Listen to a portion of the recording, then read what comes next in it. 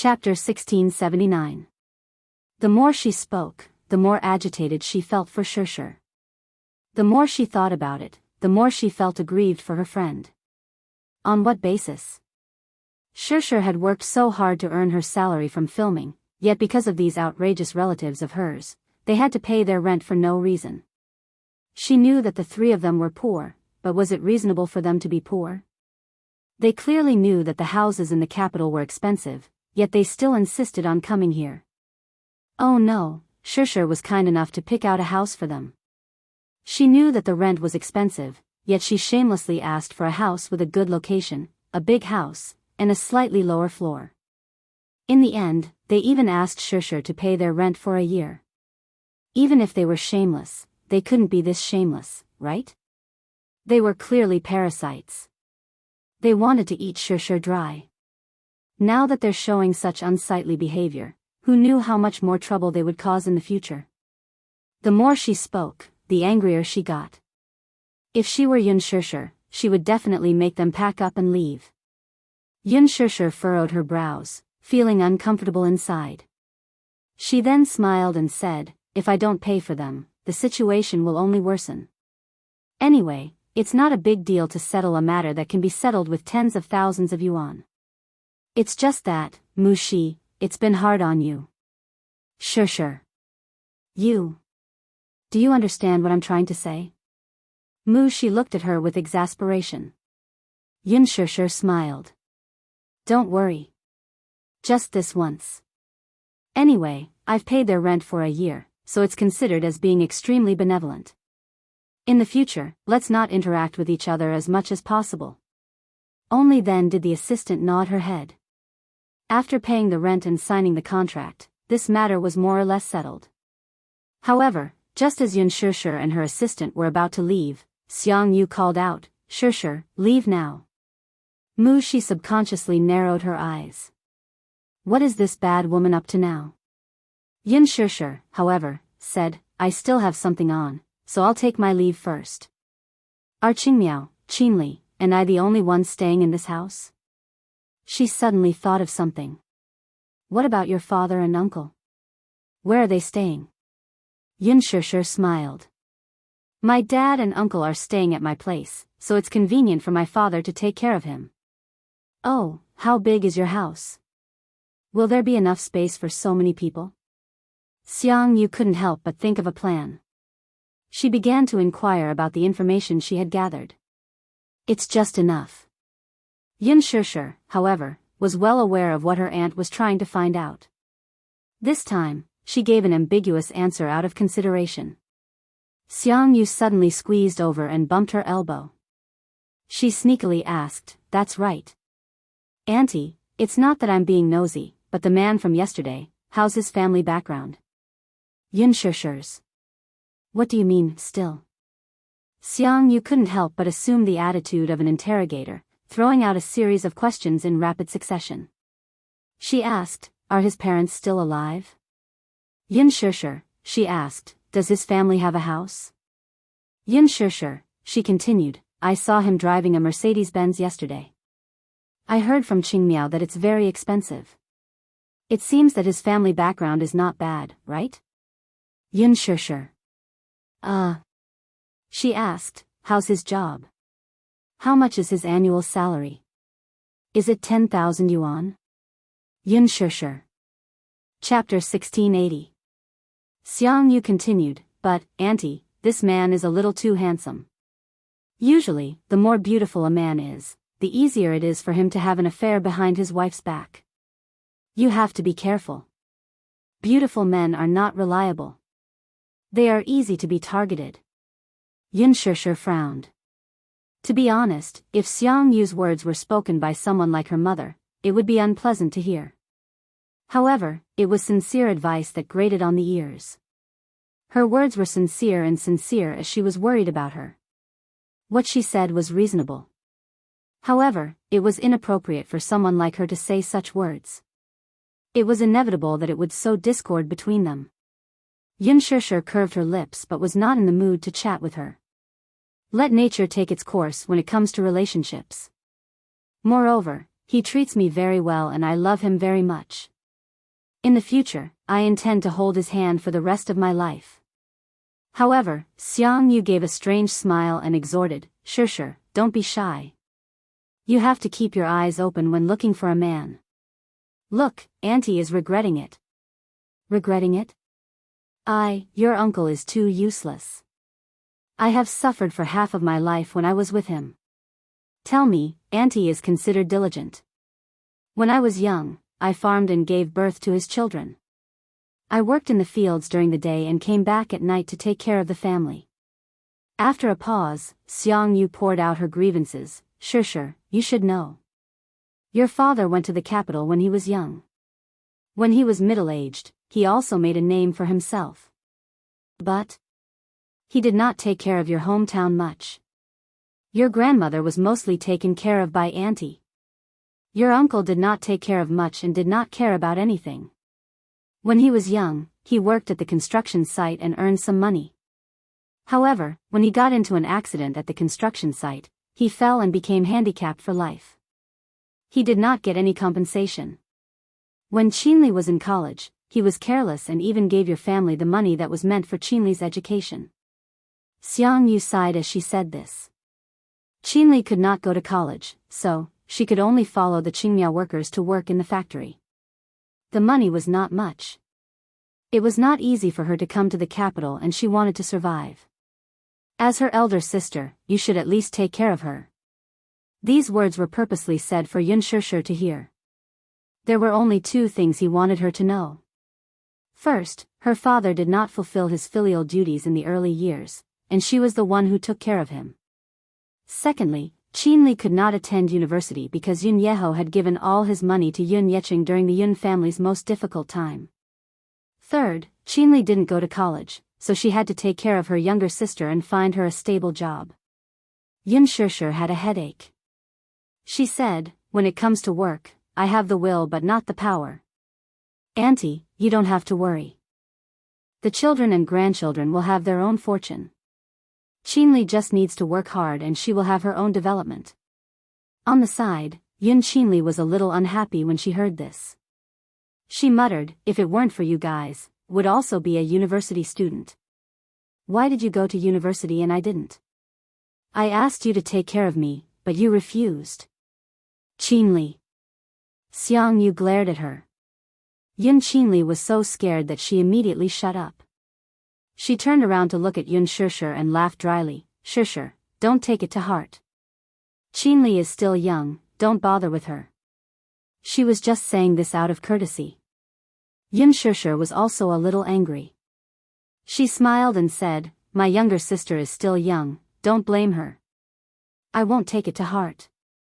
Chapter 1681. Xiang Yu's expression turned ugly as well. She actually suffered a loss at her hands. Yun Shushu put on a fake smile and said, I have something on, so I'll take my leave first. Goodbye. With that, she made to leave. Just as she stepped out of the door, Yun Qingmiao rushed out of the bedroom and grabbed Yun Shushu's arm, asking in a panic, Shushu. Is my luggage in your car? Your luggage isn't in my car. With that, Yun Shushu raised a brow. What's the matter now? I'm missing a piece of luggage. I wonder if I dropped it somewhere. When Yun Qinli heard that, she immediately became nervous. Is it your black suitcase? Yes. My wallet is in there. There's 1,000 or 2,000 yuan in cash in there. She was on the verge of tears. Not only your wallet, but mine and the clothes I brought over. She was like an ant on a hot pan as she spoke. Did I bring it with me when I went to check out the rental? No. Could it be that you left it in the hotel? With that, she pleaded, Shushu, can you bring me back to the hotel to check if it's there? Yun Shushu replied, I still have something on later. She did not want to be a busybody and had no time to waste on them. Hence, Yun Shushu took out a name card from her wallet and handed it over with an elegant smile. The address of the hotel is here. You can take a taxi there. Yun Qingmiao was stunned. Can't you take me there? It's very expensive to take a taxi. It's cheaper than my gas bill. Yun Shishir then frowned. Qingmiao, I don't have any cash on me. I've used all my money to pay for your rent. It shouldn't be a big problem for you to take a taxi, right? With that, she bade farewell to Xiang Yu and left with Mu Shi without looking back. The moment the door closed, Yun Qingmiao was furious. How stingy. She's driving a Mercedes-Benz, so why is she feeling the pinch over the gas bill? How stingy. Yun Qinli also said angrily, this Yun Shishir is really something. You're driving a luxury car that's worth millions, but you're still worried about paying for a small amount of gas. Do you even treat us as family? Xiang Yu, all right. Stop talking so much. Tidy up the room first. There are some things we can talk about later. She was obviously very angry. She walked to the sofa at the side and picked up the lease contract to take a look. A year's worth of rent would be paid in full. She had a new understanding of Yun Shishir. It seemed that this girl must have a lot of money on hand, right? He paid tens of thousands of yuan in one go without batting an eyelid. It seemed that he was rich. In the room, Yun Qingmiao and Yun Qinli were tidying up their clothes while whispering to each other. Qinli, did you hear Shishir's friend mention it earlier? It seems like Wu Xin said that Shishir is filming with the crew. Sis, I heard it too. Do you think Yun Shishir is an actress? I suspect so. Look at her, she's so generous like a rich woman. She should have a lot of money on her. I heard that being an actress is very lucrative. Once you become famous, you can earn millions just by shooting a commercial. Yun Qinli was shocked speechless. Really? Really? When have I ever lied to you? Chapter 1682. If there's a chance, I'll ask her about it. If there's a chance, get me into the production team. Maybe one day, when I become famous, I'll be able to earn a lot of money, live in a big villa, and drive a Mercedes-Benz. Yun Qinli chuckled. She wanted to sit down and daydream. Yun Qingmiao threw a pillow at her. Enough. Tidy up your clothes. After the shareholders' meeting in Disheng, Mu Yaja had a video conference with the technical department of the American branch in his office. Afterward, he drove to Huanyu. Qin Zhou had just finished his meeting when he bumped into him. Chairman Mu? Surprised, the manager could not help but feel a little suspicious. When he saw him, he immediately stood upright and meticulously. Hello, Chairman Mu. Where did the wind come from to bring such a rare and honorable guest to this place? Ever since the Mu Group acquired Huanyu, Mu Yaja, as the biggest boss behind the scenes, rarely showed his face in Huanyu. Huanyu's affairs were all handled by a few other senior executives. Now, it was a little strange. Why did this big boss, who was always busy, have the time to patrol here? Could he be here to inspect the work? Qin Zhou was scheming in his heart as he smiled respectfully. Haha. Chairman Mu, are you here to inspect the work? Mu Yaja stood in front of him with one hand in his trouser pocket and the other hanging naturally by his side. Behind him, however, stood a group of Huanyu's top management, who were all dressed in suits and leather shoes. His sudden inspection of Huanyu's headquarters had obviously caught them off guard, so they followed behind him fearfully and exchanged glances. What kind of wind had blown him here? Mu Yaja glanced at Qin Zhou. Are you busy? No. Chairman Mu, I just finished a meeting here. After a pause, Qin Zhou smiled. What brings you here, Chairman Mu? Show me Yun Shishir's schedule. Hearing this, the smile on Qin Zhou's face froze slightly. He roughly understood the purpose of his visit, so he respectfully welcomed him into the office. By the time Mu Yaja sat down on the sofa, a row of people was already standing at the door. Among them, several of Huanyu's higher-ups were trembling in fear as they approached him. Just as they were about to speak, he waved his hand and said with a cold face, "Get back to work." Yes. Chairman Mu, do you have any other instructions? The leader of the group had a fawning look on his face. Mu Yaja frowned and gave him a sidelong glance. Did you not understand what I said? Yes. Yes. I understand. I'll go back to work now. I won't disturb you any longer. After saying that, the people at the door immediately retreated, leaving the door empty. Qin Zhou took out a stack of documents and spread them out on the table in front of him. Mu Yaja casually picked up a document and glanced through it. His eyes flashed with a hint of coldness. Crash, with a wave of his hand, the snow-white documents scattered like snowflakes.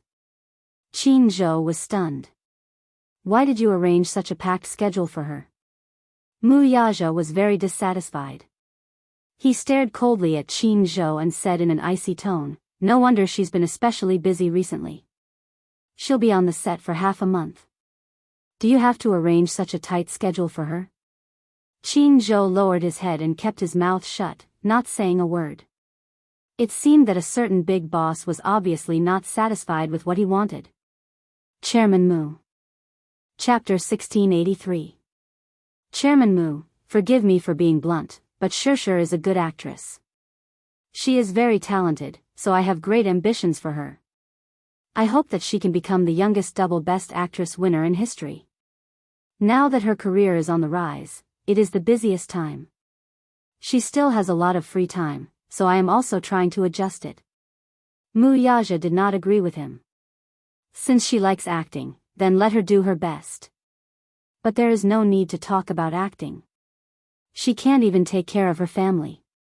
He stood up, walked in front of Qin Zhou, and looked down at him from above. In the future, no matter what resources or roles she wants, you have to report to me. I will arrange it. Qin Zhou was stunned. Mu Yaja's meaning was obvious. He was going to use his resources to support Shirshir. If Mu Yaja could pave the way, then Shirshir would have a lot of resources in the future. However, unexpectedly, Mu Yaja paused and changed the topic. But some unimportant publicity should be avoided. I don't want her to be exposed to the public too much. Chairman Mu, some publicity was necessary. How could it be avoided? Mu Yaja narrowed his eyes. His gaze was dangerous. You should understand what I mean. I don't like my woman being coveted by others. I don't like the entertainment industry. I don't want her to be tainted by those dirty things. He liked her pure and untainted nature. Hence, he wanted to protect her well. Qin Zhou, I used to believe in your ability, so I am not worried when she is in your hands. But now, I have to remind you of something. Mu Yaja paused. His gaze was piercingly cold and piercing as it fell on Qin Zhou's face. It was as sharp as an icicle. Some men are not allowed to get close to her as long as there is a little distance between them. I don't like my woman being coveted by other men, even if it is just a glance. Do you understand? Qin Zhou was shocked. He raised his head and looked at Mu Yaja in shock. Chairman Mu, Qin Zhou, you are very smart. You should understand what I mean. Mu Yaja narrowed his eyes slightly. Gu Xingze is an artist that you used to manage. For your sake, I won't be calculative about the past. But I came here today to tell you that Shirshir is my legitimate wife. No one is allowed to touch her. If this happens again, I won't give you any face. Don't think that just because he has the support of the Gu family, he can be fearless. How dare he try to go against me? He's not worthy. He did not want to waste any time on Gu Xingze. However, if Gu Xingze couldn't understand the situation and wanted to hit a rock with an egg, he might as well show him that there were some people he couldn't afford to offend. When it came to relationships, he especially cherished them. Especially when it came to Yun Shirshir. It was not easy for him to be able to be with her. He cherished her even more. At the same time, as a responsible man, he would not let her suffer any grievances. For her, he would remain loyal. But at the same time, he also hoped that she would cherish their marriage and their relationship. More than that, he did not want this relationship to be destroyed or disturbed by anyone. He had a serious obsession with cleanliness, both physically and mentally. Chapter 1684. As soon as Mu Yaja finished speaking, Qin Zhou's eyes widened in shock as he stared at him in disbelief. What? Chairman Mu had just said that Shirshir was his legal wife. Could it be that they were already married? Why didn't he know about this? When did this happen? Why didn't Shirshir tell him about this? As Qin Zhou's mind raced, Mu Yaja spoke again. Of course, I'm not referring to Gu Xingze alone. After a pause, his voice suddenly deepened. I heard that there's an artist with an extraordinary background in her crew. He seems to have some ulterior motives towards her. Who? Qin Zhou instinctively asked. After a moment of silence, he realized something. Chairman Mu, are you talking about Hua Jin? Don't worry about this. I've already told Shirshir to stay away from Hua Jin. Hua Jin shouldn't cause trouble for her. Haha. Mu Yaja frowned. I heard that Hua Jin is causing trouble in the crew. I don't care about this, but if he provokes someone he shouldn't provoke. He couldn't just sit back and do nothing about this. Qin Zhou was a little surprised when he heard this. He glanced at him cautiously and understood what he meant. Qin Zhou had some idea about the role of Hua Jin.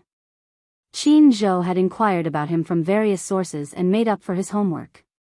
It was said that Hua Jin debuted in the film and television industry with the stage name, Hua Jin, when he was 16 years old. With his outstanding looks, he quickly stood out in the industry. However, as a newcomer, Hua Jin didn't have many good resources. Most of the time, he was a supporting actor. He rarely had the chance to get a lead role. Although he was naturally good-looking and had good acting skills, he quickly gained a lot of fans. Later on, he won the male lead role in a TV drama. With that drama, his acting career skyrocketed. It was quite similar to Gu Xingze's overnight popularity 10 years ago. However, it was said that he was able to win the male lead role in this drama because he had successfully used his character to enter the Beijing Circle. The entertainment industry was divided into 4 major circles. The Beijing Circle, Hong Kong Circle, Shanghai Circle, and Northeast Circle. Among them, the Beijing Circle was divided into 3 groups, Ren-yi, Beijing Film Academy, and the Beijing Circle. The so-called Beijing Circle referred to the Beijing film and television industry. But anyone who could get into the Beijing Circle and make a name for themselves would not be able to cross the threshold without a financial backer behind them. It was said that the person behind Hua Jin was very mysterious and had a powerful background. Qin Zhou knew who that person was. In the entertainment industry, Hua Jin was known for being a playboy.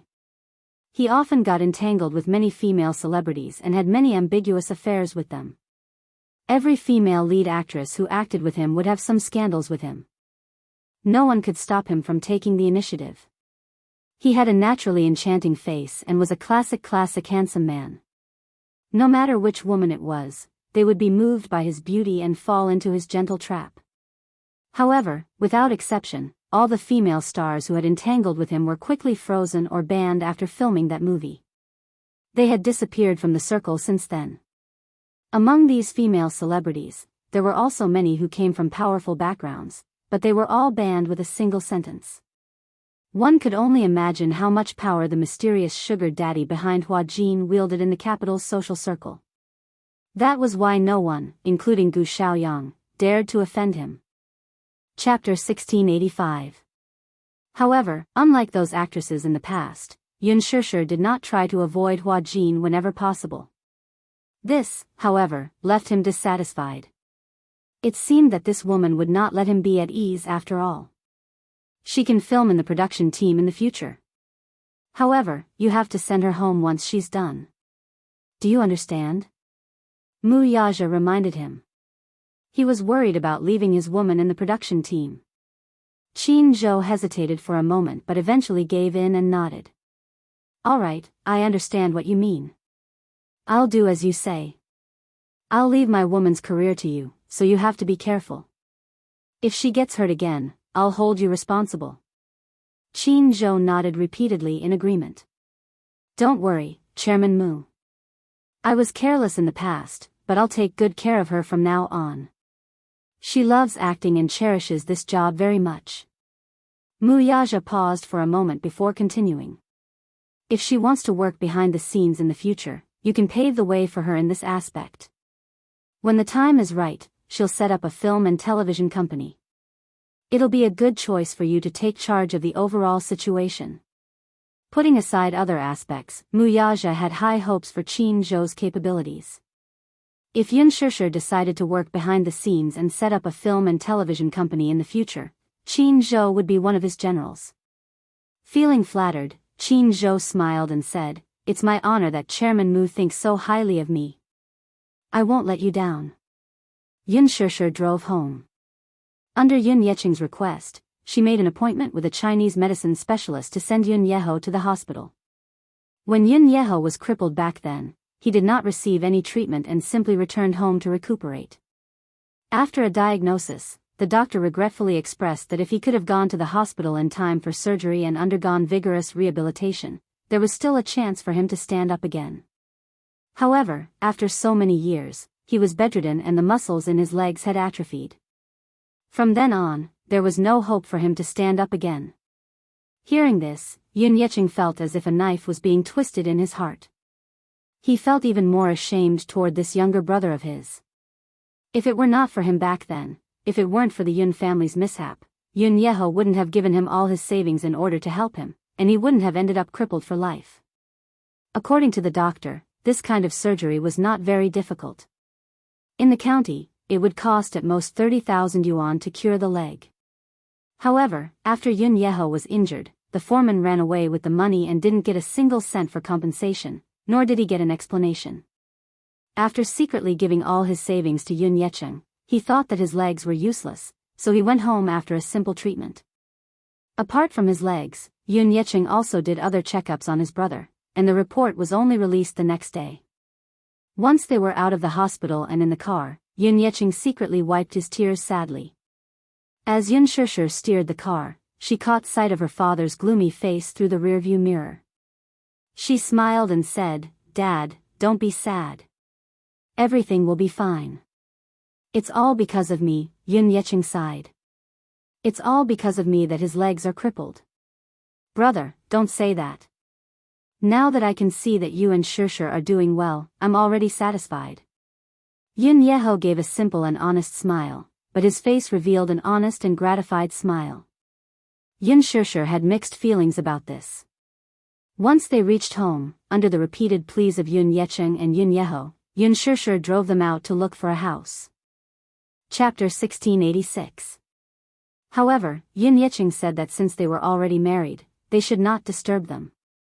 Yun Yecheng planned to find a place to settle down first before finding a job to take care of Yun Yeho while earning money from his part-time job. He had already discussed this with Yun Shishir, so she could not reject him. His only request was that he had limited capabilities. After all, he had to take care of his son while working. When he was not at home, he hoped that Yun Shishir could find a nanny to take good care of him. Yun Shishir agreed to it. They found a dormitory not far from the factory. The rent was not high. After negotiating the contract, he insisted on paying the rent himself. It would not be too late to move the luggage tomorrow. On the way home, he asked, "Shishir, since you've registered your marriage with him, when do you plan to get married?" Married meant that they were going to hold a wedding. He was obviously anxious for her when he asked for her opinion. Initially, he was a little skeptical, feeling that he could not see through the man's character. He did not know if the latter was sincere to his daughter or if he was here to deceive her. As an elderly man, he was protective of his daughter, so it was natural for him to be suspicious. However, when he found out today that this lad had brought Yun Shishir to the Civil Affairs Bureau to register their marriage, he understood everything at once. This lad was probably using his actions to declare to him that he was sincere to his daughter because of his suspicions and probing yesterday. At least he was responsible. Putting everything else aside, just this point alone was enough for him to fully approve of this female candidate. Yun Shishir was stunned for a moment before she said slowly, "Dad, I'm not ready yet. The matter of registering our marriage is very sudden. Even now, I still feel like I'm dreaming." She could not believe that she had really become Mu Yaja's wife. It was perfectly justifiable. She had never dared to dream of having a family. Now that this dream was about to come true, she began to worry about her gains and losses. It was not that she did not believe in Muyaja. She believed in his promise. It was just that, perhaps he was too perfect for her to believe that she could have him all to herself. Sigh. Sure, how can you think like that? Yun Sure disagreed with her statement and retorted, you love to let your imagination run wild. Sure, you are a good child. Father believes in you. You will definitely be happy in this life. Yun Sure smiled shyly and was a little distracted. She couldn't help but imagine what her wedding with Muyaja would be like. Every girl had many beautiful fantasies about their wedding. She was no exception. Everyone hoped to be the happiest bride in the world on that day. She was even more so. Yun Yecheng muttered to himself as he urged, Sure, even if you're not in a hurry, you should get engaged first. An engagement ceremony is a must. Why don't I pick a good day for you to hold the engagement ceremony first? What do you think? I haven't asked for his opinion yet. When he comes back tonight, I'll ask him what he thinks. Good child. Yun Yecheng nodded approvingly. Husband and wife should be like this. They should discuss everything. You can ask for his opinion later and see what he has in mind. Chapter 1687. As he spoke, his face was flushed with happiness. It was as if Shure's engagement was happier than him marrying off his daughter. Yun Yeho liked Shure very much. Perhaps, from a certain point of view, he liked and doted on her more than his two daughters. It wasn't that he was biased, and his elbow was on the outside. It was just that humans were made of flesh. He loved his family, but he was not blind. There was no need to talk about Xiangyu. Yun Xingmiao and Yun Qinli, on the other hand, were unfilial. Therefore, his heart was already dead and he did not miss his two daughters much. Both Yun Yecheng and Yun Yeho encouraged her to set the wedding date as soon as possible. The wedding might not be urgent, but the engagement ceremony must be held with dignity. Being able to personally hand his daughter over to a man he trusted could also be considered as fulfilling one of his wishes. As Yun Shure agreed, she wondered if Muyaja had considered this matter or if he had already made arrangements. That night, when Yun Shure reached home, she gave Muyaja a call. However, the other party said that he still had some matters to attend to and might be back late, so they did not have to wait for him for dinner. His voice was deep and hurried over the phone, and there seemed to be someone else talking on the other end. It seemed that he was in a meeting. He was probably the only one who had the privilege to pick up the phone in a meeting when there was no one around, and he didn't hide it from anyone. She could not help but mutter inwardly, why are there so many meetings? Just as she finished muttering, she was stunned for a moment before replying, you go ahead with your work. With that, she hung up the phone. After hanging up the phone, Yun Shure felt a sense of emptiness in her heart. Suddenly, she felt a little disappointed. Today was their wedding day, after all. They had happily collected their marriage certificate in the morning, and at night, she was eagerly waiting for her newlywed husband to come home for dinner. However, he said that he would be busy with work and would be back late. Inevitably, she felt a little disappointed. She had become a lookout for her husband. However, despite her disappointment, she was not dissatisfied. After all, he had pushed aside all his work for the past 2 days for her sake. It was indeed a waste of time to focus on all his work today. It could not be helped that he would be back late. This was his job, and she should respect it. Just like how he respected her work. Yu prepared dinner, and the whole family enjoyed it in harmony. While Yun Yecheng was full of praise for Yu's culinary skills, he also reproached Yun Shure for making him do the housework at such a young age. Yu retorted, Grandpa, you can't talk about Mommy like that. I volunteered to do the housework. I'm very willing to do housework for Mommy. I feel very satisfied to be able to share her burden. Yun Yeho was touched by his son's obedience and couldn't help but compare the two of them in his heart. Yu was only 7 years old, but he was already so sensible and filial. Look at his 2 daughters. Sigh. Forget it. It was the father's fault for not teaching the child well. She couldn't blame anyone. Looking at the obedient Yu, she could only be envious. After dinner, Yu Yu and Xiao Yichen went to the kitchen to clean up the mess.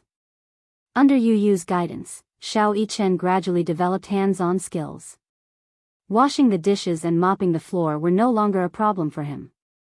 He could even clean up very well. Yun Shishir then tidied up the living room and study. In the blink of an eye, it was already late at night. After coaxing the children to sleep, Yun Yecheng also took care of Yun Yeho. Chapter 1688. It was already 8:00. She was still worried, so she made another call. Actually, she hesitated for a long time about whether she should make this call or not. What if he was still busy? Would she be disturbing him? However, she really wanted to know if he was still busy. Hence, she mustered up her courage and dialed his number. Mu Yaja picked up the call. He would never miss any of her calls, no matter what he was doing. It had become a habit for him to pick up her calls in a timely manner. Over the phone, Mu Yaja's voice sounded slightly tired and hoarse. From the sound of it, he seemed to still be in the middle of a meeting. Still in a meeting? A meeting that lasted from 5:00 to 8:00. Yun Shishir sighed again and again. Mu Yaja said, "I'll probably be very late. You should rest first. Don't wait for me. Come back early." After Yun Shishir finished speaking, she hung up the phone and sat on the sofa in the living room. Although she was very sleepy, she didn't feel like going back to her room to rest at all. Just today alone, she really wanted to wait for him to come home. However, this phone call had also taught her the meaning of putting herself in someone else's shoes. The process of maturity was gradually learning to put oneself in someone else's shoes.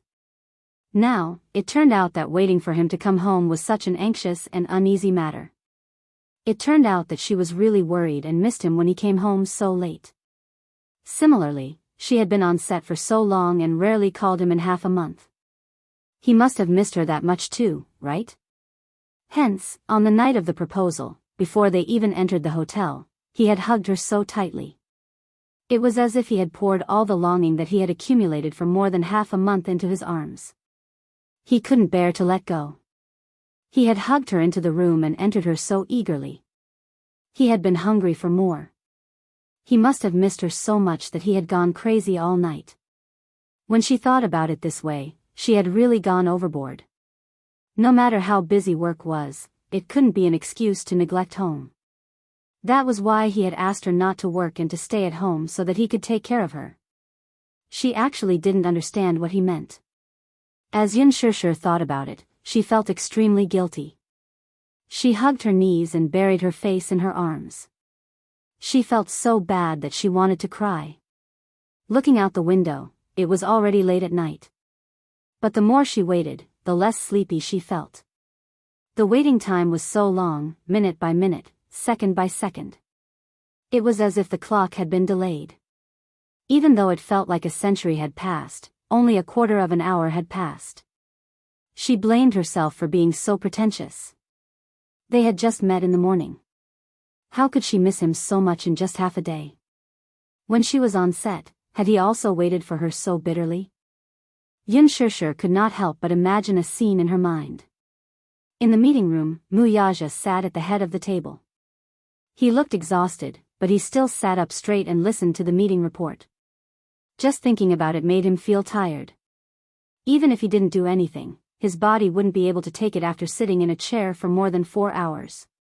While worrying, he waited anxiously. Until midnight, at 10:30, there was the sound of car horns outside the door. Then, there was the sound of a car slowly parking in the garage. A few minutes later, when Mu Yaja opened the door and walked in, there was a light at the entrance. He threw the keys on the cabinet. Just as he took off his jacket and hung it on the hanger, the sound of his movements woke Yun Shishir, who was dozing off on the sofa. "You're back."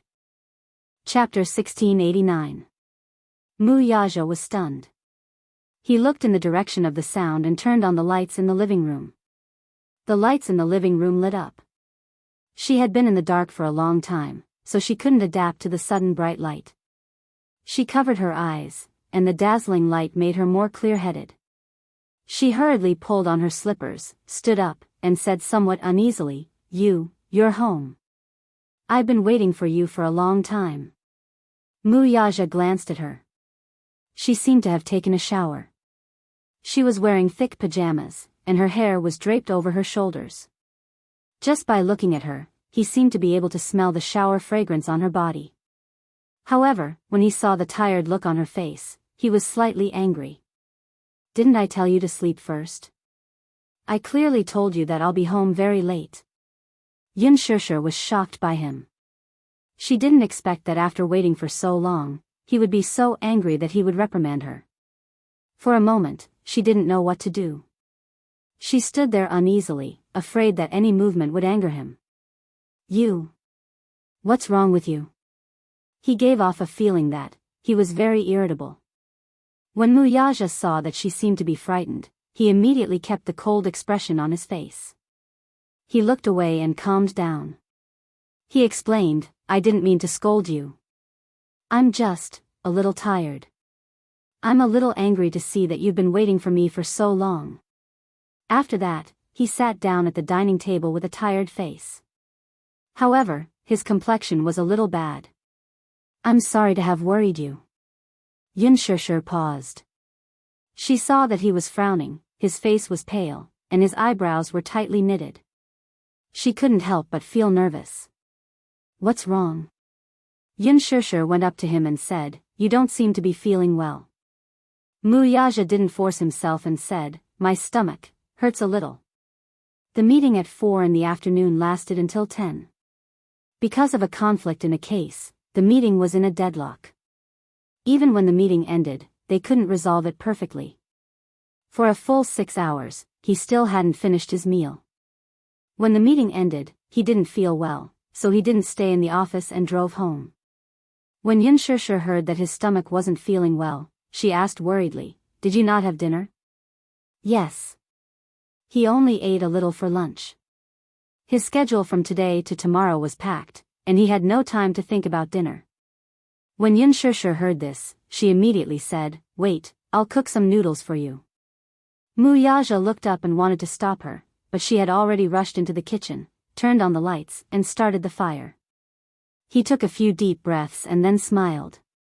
Even though he felt a little heartache and a little angry when he saw that she had to wait for him so late at night, but to be honest, there was someone silently waiting for him when he returned in the middle of the night.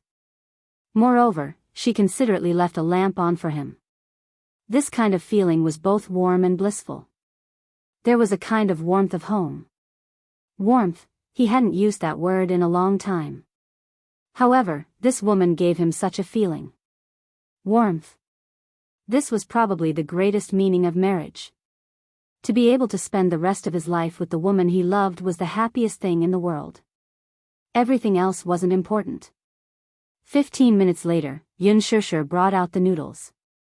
After she presented it to him, she sat down opposite him and rested her chin on her hands. She smiled and said, Eat. Try my cooking. You said that you've improved. Chapter 1690. Yun Shishir stared at him in a daze. She liked looking at him like this. He was so handsome when he smiled. The moment he lowered his head, he was gentle and dashing. At that moment, she felt a surge of emotions in her heart. This is my man. This is my husband, my hubby, the person I'm going to spend the rest of my life with. At this thought, she suddenly recalled Yun Yecheng's words. He urged her to ask him when the marriage was going to be settled. Yun Shishir knitted her brows. She wanted to ask, but when the words reached her lips, she swallowed them back down. Somehow, she felt that if she were to ask that, she would appear a little too unreserved.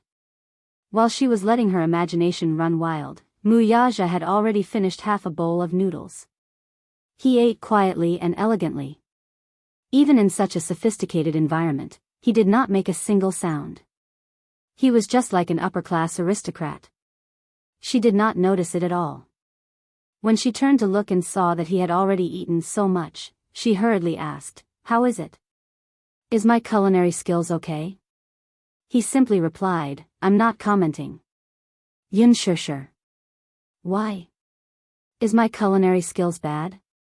Muyaja raised his eyes to look at her and then reluctantly said, the taste is not bad.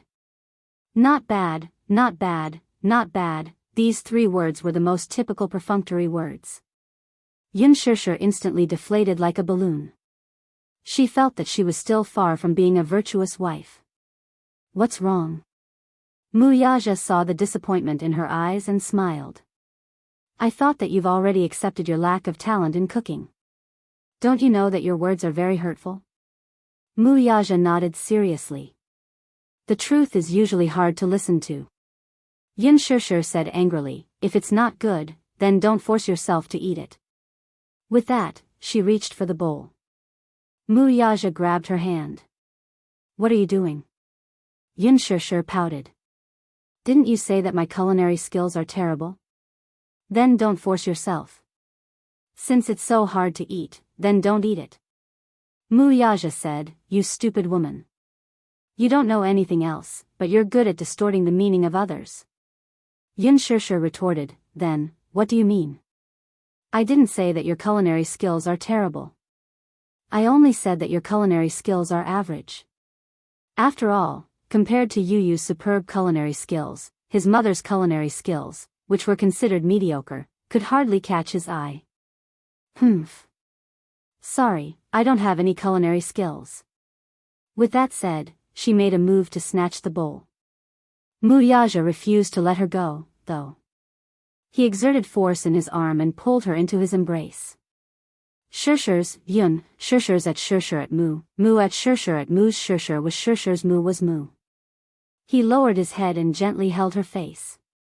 His thin lips curled into a smile, but it was an extremely doting smile. Madam, he spoke softly and called her so gently. His mellow and slightly hoarse voice was like a fine wine that had been sealed for half a year. It was extremely magnetic, and anyone who heard it could not help but be intoxicated. Yun Shishir's heart stopped for a moment. Even though there was no trace of it in his voice, there was still an undetectable tenderness. This tenderness was unprecedented. And because of those 2 words that were extremely intimate, it added a sense of indulgence. Yun Shishir was stunned. He saw that she was stunned and was slightly displeased. Why? You don't like this name? No. Chapter 1691. Why wasn't she reserved at all? He was just trying to scare her, but she was actually so. Yun Shishir's face turned slightly red, but she was a little shy. She gently bit her lips and then said shyly, hubby, are you done eating? Muyaja smiled. He liked to see her shy look the most, especially when she was in his arms. Her shy expression was like a shy flower bud waiting to bloom, beautiful as ever. He lowered his head and whispered into her ear, I'm done eating. His warm breath brushed against her ear. It was hot and itchy, and he couldn't stop rubbing against her. She pushed him and struggled for a moment before squirming out of his arms. Then, she glared at him coquettishly, picked up the bowl, and walked into the kitchen. Muyaja got up and followed her into the kitchen. There was a warm light in the kitchen. Yun Shishir put the bowl in the sink and started to wash it. He walked behind her and gently hugged her waist. He rested his chin on her shoulder and quietly watched her wash. Beside his ears was the sound of the warm water flowing quietly. His eyes were half opened. His tense mood for the entire day was finally relieved at this moment. Hey! Can you not lean on me? Yun Shishir said gloomily. What's wrong? It's so heavy. Yun Shishir paused and complained, hubby, are you too thin? It hurts when your chin pokes me. Muyaja deliberately went against her and used more strength. It hurt so much that Yun Shishir sucked in a breath of cold air. She finally understood that having a sharp chin that could poke people to death was not a joke. Muyaja didn't have an oval face, but his facial features were well defined. His chin was thin and his lines were proud. It hurt a little when he leaned on her shoulder. Go take a shower first. I'll tidy up. Okay. With that, Muyaja went into the bathroom. Yun Shishir returned to the room after washing the dishes. She put the pajamas in the bathroom and returned to the bedroom. Half an hour later, Muyaja entered the room in a bathrobe. "Hubby, come here." Yin Shishir sat at the head of the bed and waved at him. When he came closer, she stretched out her arms and hooked them around his shoulders like a lazy cat. When he sat on the edge of the bed, her soft body leaned on him. A pair of white wrists clasped onto his shoulders, and her tender little face incomparably rolled up the curtains and pressed against his shoulder. She just hugged him like this but didn't say anything. In this tranquil moment, holding him made her feel incomparably at ease. Time was peaceful. She was extremely satisfied, so she couldn't help but rub her face against his shoulder again and again like a spoiled kitten. Her jet black hair was draped over his shoulders. It was as smooth as the finest brocade. It was unbelievably beautiful. Immersed in this beautiful moment, even his heartbeat calmed down for a moment. She was so adorable and charming. In his eyes, she was pleasing to the eye. Just looking at her made him think that he should love this woman even more and hold her in the palm of his hand. He couldn't let her suffer the slightest grievance. He wanted to give her the best of everything in the world. Even the stars in the sky, he wanted to pluck them down and present them to her. The best decision he had ever made in his life was to marry her. Chapter 1692. "Madam, have you thought about our wedding?" he asked gently, taking the initiative to bring up this topic. She was a little surprised as she lifted her head and looked at him. She had thought that the reason why he had asked her to register their marriage today was just a spur-of-the-moment decision. After registering their marriage, he had immersed himself in work and only returned home very late. Hence, she had thought that he had thrown his thoughts about marriage to the back of his mind.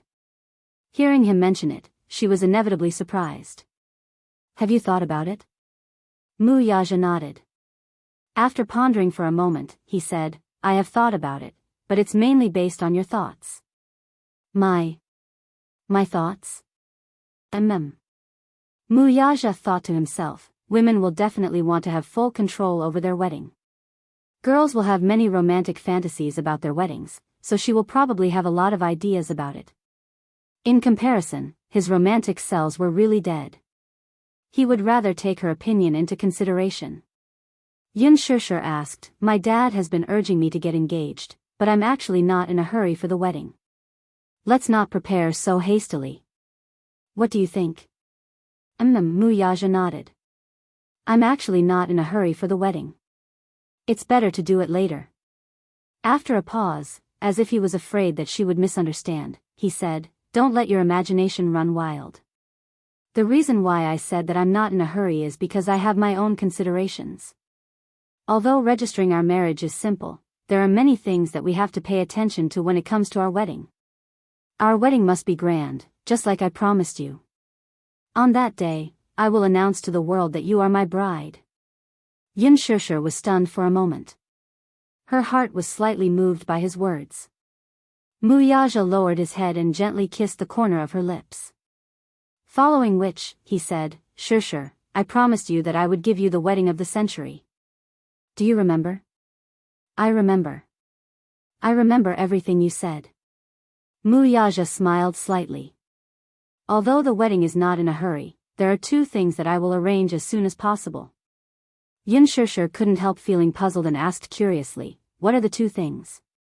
"The first one is an engagement." Muyaja continued, "I already have a preliminary idea about the engagement ceremony. I plan to hold our engagement ceremony on the island. After all, I hoped that the engagement would not be disturbed by any media, and I did not want to make a big fuss and hold it with only relatives and friends. After the engagement ceremony, I will hold a press conference to announce our marriage. However, I will keep your identity a secret for the time being and will not reveal it to the public. You're a public figure now. Announcing our marriage too early will only bring you unnecessary trouble. Do you understand?" Yin Shishir nodded in a daze. Even though she did not understand why he did this, she understood his decision. In fact, Muyaja couldn't wait to let the whole world know about their engagement. However, it was impossible. Firstly, he decided to arrange the engagement ceremony as soon as possible. After all, what she hoped for was to give her and her family an explanation. Secondly, if the engagement ceremony was held in the near future, then it would definitely cause a sensation in the Mu family and cause unnecessary trouble. Before he settled those troublesome people in the Mu family, he would not reveal her identity to the public. Chapter 1693. Then, besides this, what's the other thing? She asked. Mu Yaja looked down at her and said slowly, I've decided to announce Yu's identity to the Mu family. As soon as he finished speaking, Yun Shishir looked at him. Her eyes were filled with shock and surprise. Then, there was a faint joy in her eyes. You've decided to announce his identity? Yes. Mu Yaja nodded. It's been 7 years. Since we're already married, I don't want to wait any longer. But, then, Yun Shishir was a little worried. You said that you want to announce Yu's identity. I'm very happy.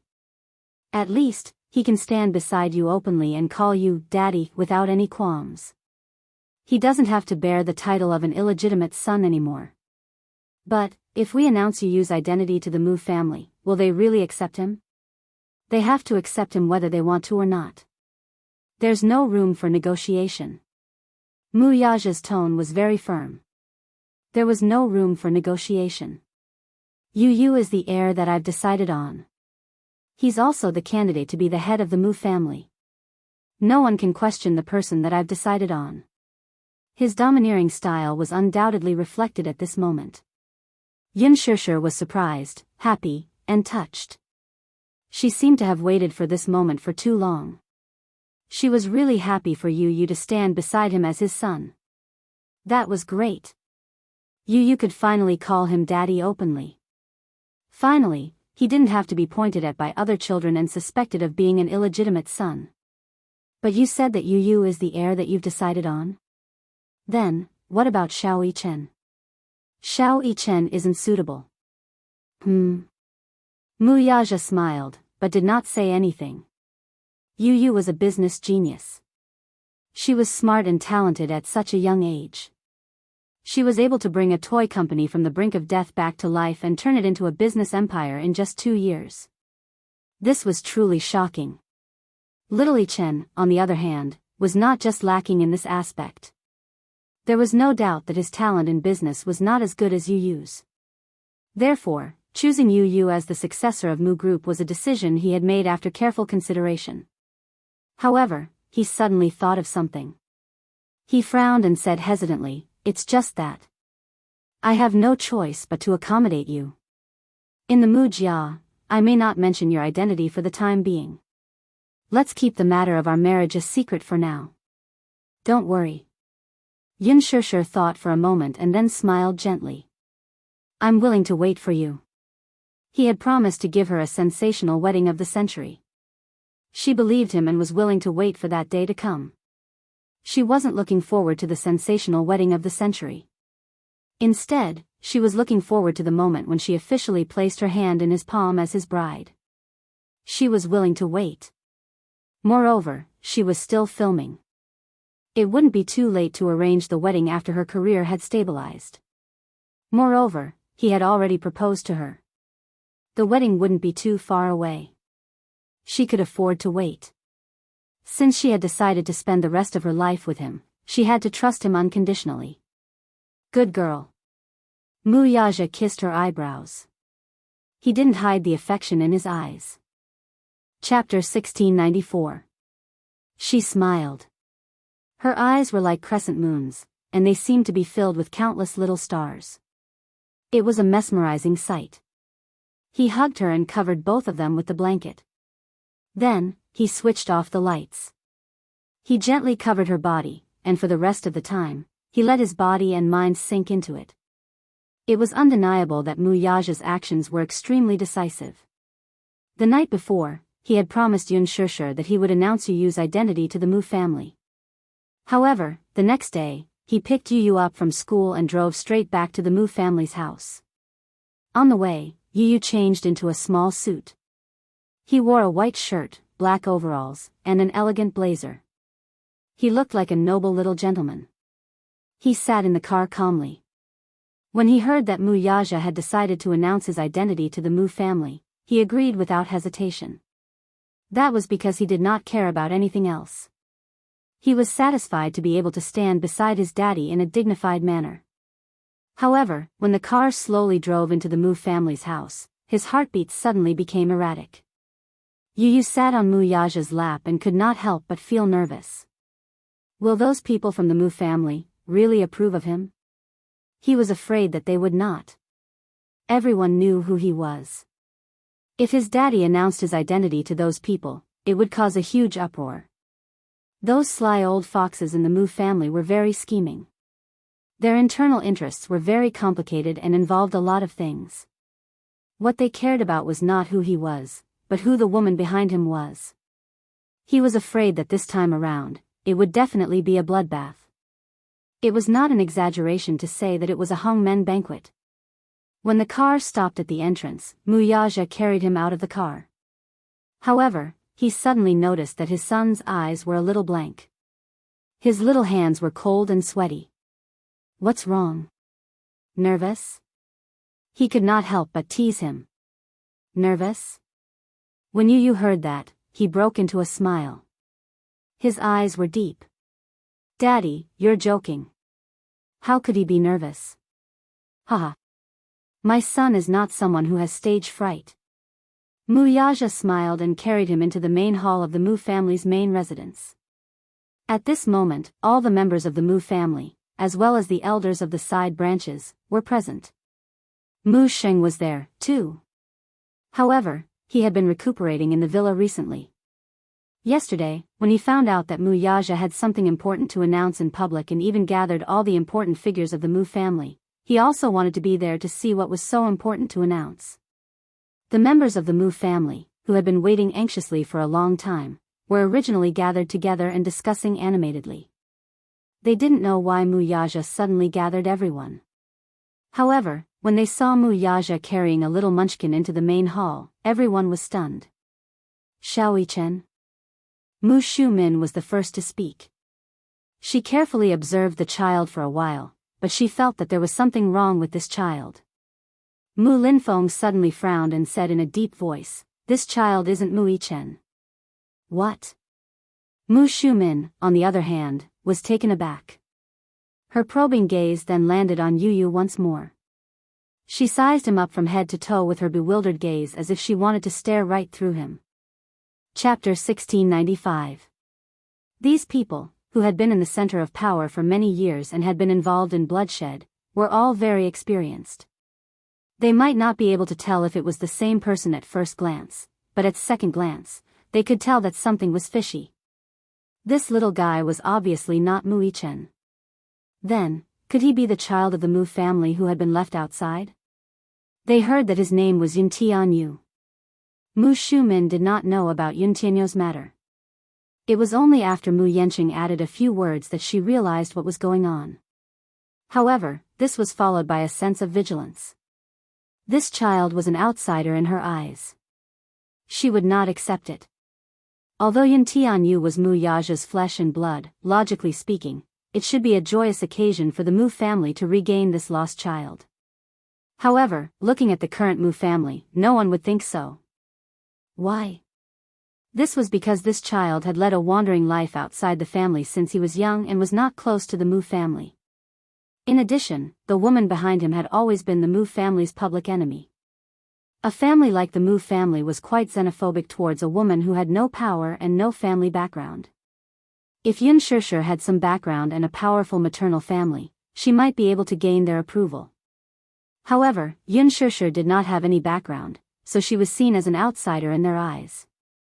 As such, this child would not be recognized by them either. Yu Yu allowed Mu Yaja to carry her as her beautiful eyes scanned the main hall. She took in all the wariness, suspicion, and malicious looks. She mentally prepared herself. The eyes of these people didn't seem to be very friendly. It was as if an ancient and powerful tribe had seen an invading enemy. They were glaring at her covetously with a hint of hostility. It seemed that he was not welcome here. Still, it did not matter. He was here this time because he had promised his daddy. His daddy told him that he would bring him back to the Mu family and announce his identity. The little lad's first reaction was, "Where's mommy?" Will you announce Mommy's identity, too? Mu Yaja said bluntly, now is not the time. Yu Yu knew what he was thinking, too. The tacit understanding between father and son was often enough for them to understand each other's thoughts with just a glance or a word. The reason why he had agreed to come back was because he hoped that he could have a legitimate identity. At least in the outside world, he could calmly tell those people that Mu Yaja was his daddy and he didn't need to worry about anything. He also didn't need to bear the shameful title of an illegitimate child. However, he knew very well that his arrival might not be welcomed by the Mu family. With one look, it was indeed the case. Daddy, put me down. Yu Yu whispered. Mu Yaja glanced at him, then bent down and placed him on the ground. Mu Linfeng glanced at Yu Yu, only to see the child turn around and face them without any fear. His small hands were obediently behind his back, and a confident and arrogant smile suddenly appeared on his exquisite face. He was dressed in a well-ironed suit, looking elegant and polite, which made him look like a mature gentleman. Chapter 1696.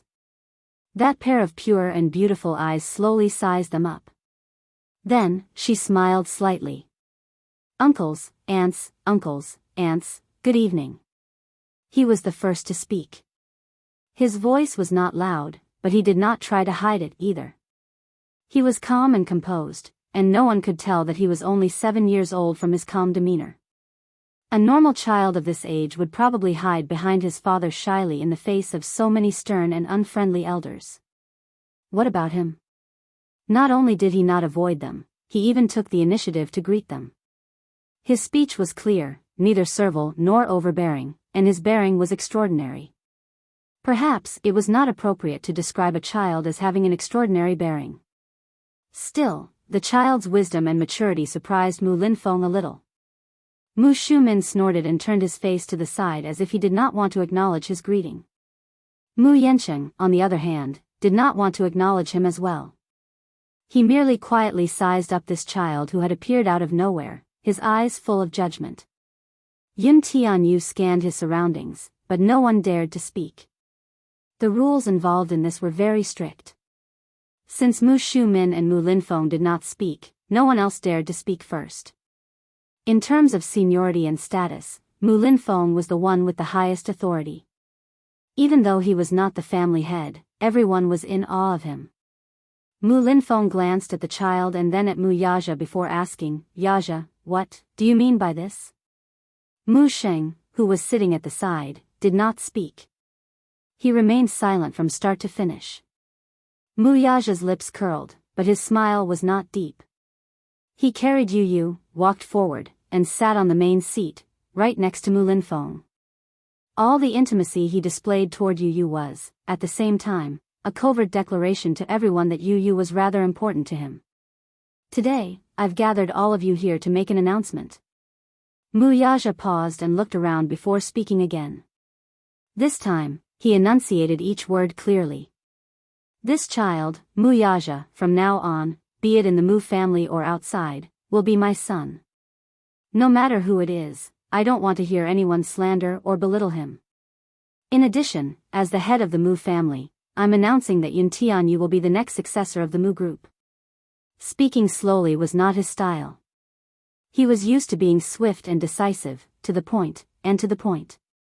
However, he spoke especially slowly today, almost word by word, so that everyone present could hear him clearly. After these words were spoken, everyone present was extremely shocked. This was especially so for Mu Shumin and Mu Linfeng. Their faces turned ashen in an instant. They thought that Mu Yaja would, at most, announce Yu Yu's identity.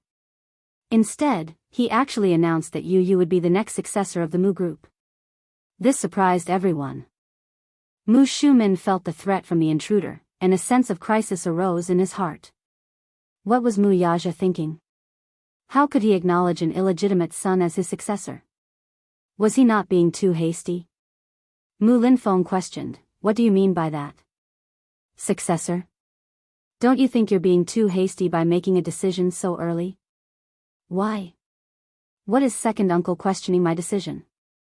Chapter 1697. Mu Linfeng's tone took a step back. He knew that he had no right to ask such a question.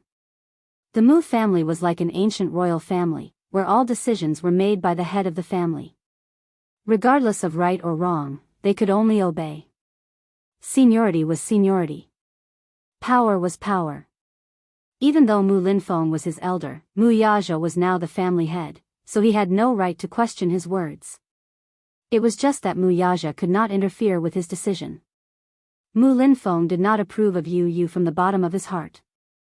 Hence, even though he did not say anything, his expression was still unpleasant. Yu Yu saw this and snorted inwardly.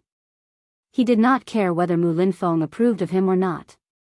This included everyone present. Mu Shumin gritted his teeth with hatred in his heart. His face was ashen. After a moment of silence, she said, "Yaja, let's not talk about whether we approve of this child or not for the time being. Just like what your second uncle said, isn't it too hasty to appoint a successor so soon? The successor of the Mu family isn't something you can appoint just because you want to. You have to see if this child is worthy of the title and if he is outstanding enough." As soon as she finished speaking, Yu Yu looked at her. However, his gaze deepened in an instant. "Daddy, how should I address this person?" Mu Yaja replied, "According to seniority, you should call her grandaunt." He smiled slightly and asked politely yet sharply, "Hello, grandaunt. May I ask what kind of criteria are used to determine the successor's qualifications?" Mu Shumin was momentarily at a loss for words. Yu Yu smiled and sat on Mu Yaja's lap with a slightly gloomy expression. "It seems that I'm not very popular in this family. However, I'm not here for anyone's approval. Neither is it for the status of the Mu family successor. Whether you approve or not, it has nothing to do with me." Looking at their faces, it was as if his appearance would threaten their interests. Indeed, the Mu family's internal interests are very tied up. Everyone was like a lion, ambitiously protecting their own territory. Facing the invaders, they were all eyeing them covetously. Ha! A threat? That would depend on whether or not he cared about the inheritance of the Mu family. He was very happy that his father had chosen him as his successor. At the very least, his father approved of him. However, this did not mean that he would accept the right of inheritance. Yu Yu sat there with a frightening maturity and a frightening aura around him. Even though he was just a child, he gave off an intimidating aura. Forgetting his age, I revere him from the bottom of my heart. Mu Linfeng snapped back to his senses, feeling a little embarrassed. Just now, he was actually intimidated by a child. Outrageous. "Yu Yu, let's have some tea with the elders." Mu Yaja took care of her. At this moment, a servant came over with a cup of tea. Disdain was disdain, but the rules still had to be set. Under Mu Yaja's lead, Yu Yu served tea to the elders in an orderly manner. Mu Xing received the tea from him and placed his trembling hand on the back of the boy's hand. With a smile, he said, "Yu Yu, welcome home." He really liked Yu Yu and had high hopes for him. When he grew up, he might not be inferior to Mu Yaja at all. He was not worried about the ostracism of the rest of the family. Chapter 1698. "Thank you, great-grandpa." Yu Yu sweetly thanked him. Since Mu Xing had accepted his offer of tea, the rest of them naturally had no right to reject it. When Yu Yu walked up to his uncle with a cup of tea in his hand, he looked up and saw the old man and the young man exchanging glances with each other. Yu Yu knew very well that Mu Linfeng did not approve of him.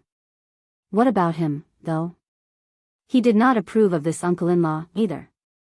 Even if he did not approve of him, the tea had to be offered. This was a rule that must be followed. "Uncle-in-law, please have some tea." Yu Yu smiled and presented the tea in a manner that was neither servile nor overbearing. Mu Shumin stared nervously at Mu Linfeng, only to see him reach out to accept the tea offered by Yu Yu. The corners of his mouth twitched as he tried his best to suppress his anger. Was he going to accept the cup of tea? "Second brother." She anxiously called out to him, only to receive a warning look from him.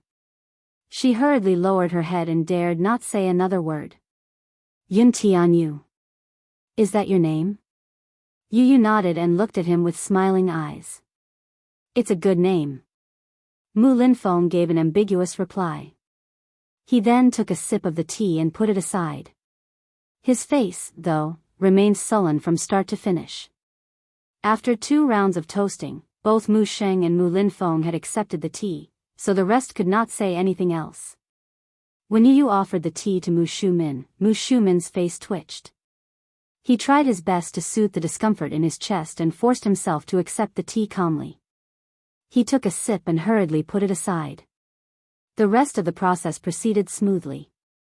Mu Yaja led him, and like a lion cub who had just inherited a territory, he followed his footsteps closely as he patrolled his territory. After going through the rules once, Yu stood in the middle of the main hall and bowed 3 times to each elder. Following that, he straightened his back. Calm and composed, he looked like a wise leader. It was impossible not to look at him in a different light. A smile flashed across the pair of black eyes that were like agates. Mu Linfeng's heart was suddenly shaken. This child would definitely have an extraordinary future. He felt a sense of crisis. On the way back, Yu, who was sitting in the front passenger seat, could not hold back his laughter any longer and started giggling. Mu Yaja was affected by his laughter, too, as his thin lips could not help curling into a playful smile. "Daddy, did you see Mu's expression? He looked pale the whole time. He was looking at me as if I was an invader. Then, he tilted his head. That was fun. Yu, from today onward, you are my legitimate son.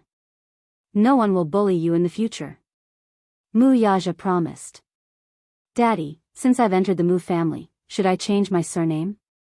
Yu suddenly asked. Mu Yaja cocked a brow. "Why? Don't you want to change it?" Mu Tianyu. Yun Tianyu smiled. "This name doesn't sound good to me. I don't want to change it, is that okay?" He then looked at him with a gentle smile. "This surname has been with me for 7 years. I've been following Mommy's surname since I was born. My surname is Mommy's and I don't want to change it." Yun Tianyu sounded better. More importantly, this name was given to him by his mommy. Chapter 1699. According to the rules, you should change your surname. Mu Yaja paused, then smiled helplessly.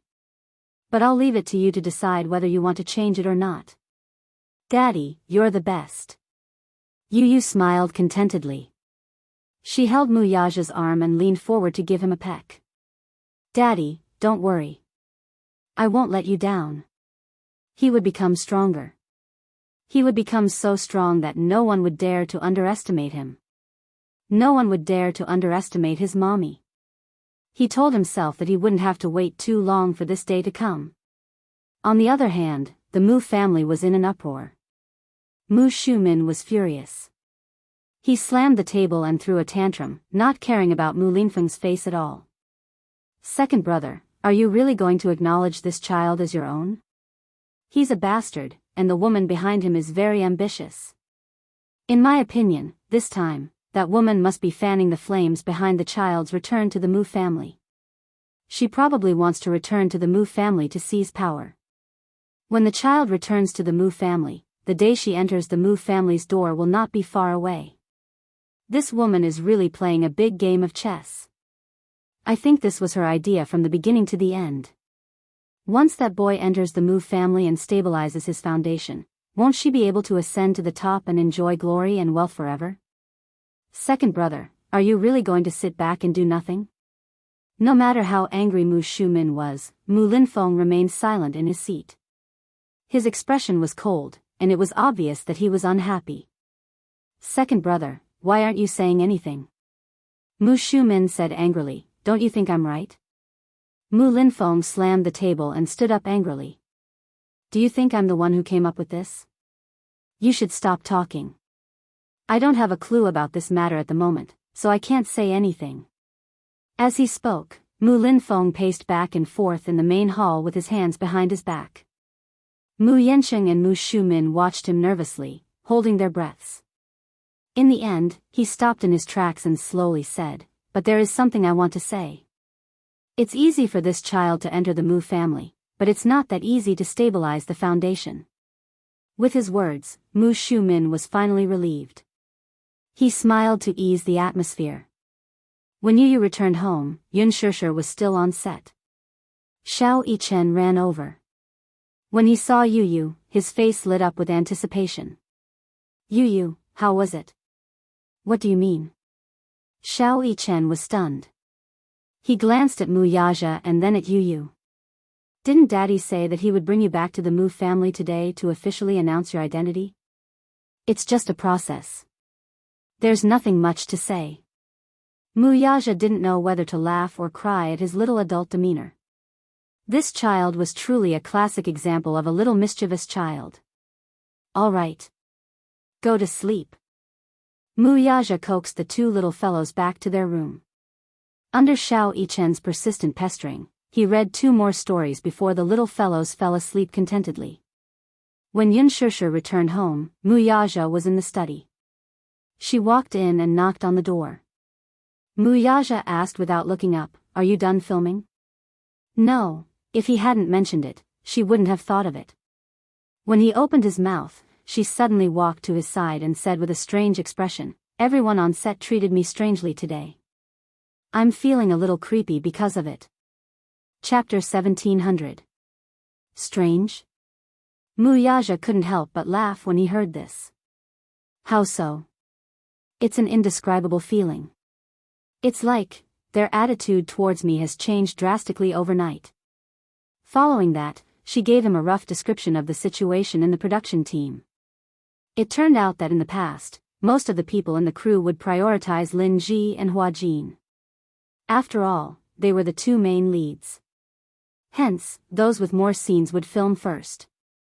Whether it was the makeup artist, the stylist, or the stylist, the order was always Hua Jin first, followed by Lin Ji, and then the supporting roles. Hence, Yun Shishir's scenes were especially slow. Sometimes, there were 2 scenes prepared for the day, one for Lin Ji and the other for Yun Shishir.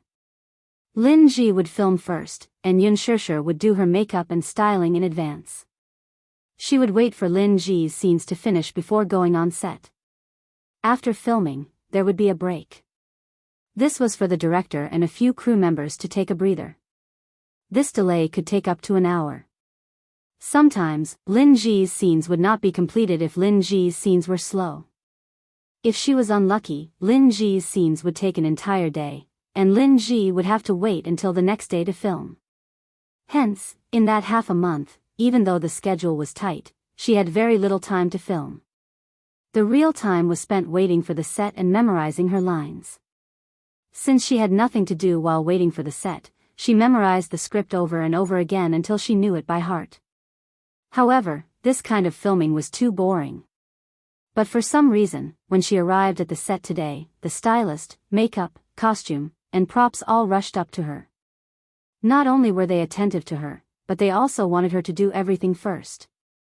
After that, what made her even more speechless was that the order was completely reversed. In the past, she was the one waiting for Lin Ji.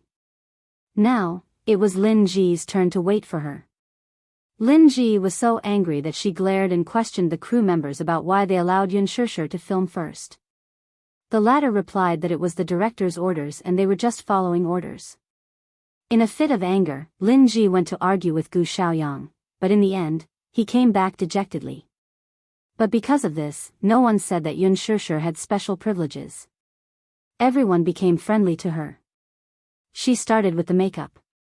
She would film the scene first. However, what made her better than Lin Ji was that she had memorized the script very well, her emotions were on point, and her acting skills were even better. Basically, everything went smoothly after she started acting.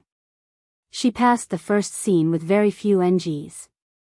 Even if she did, she would always pass the second scene. Director Gu was very satisfied. Yun Shishir was very efficient.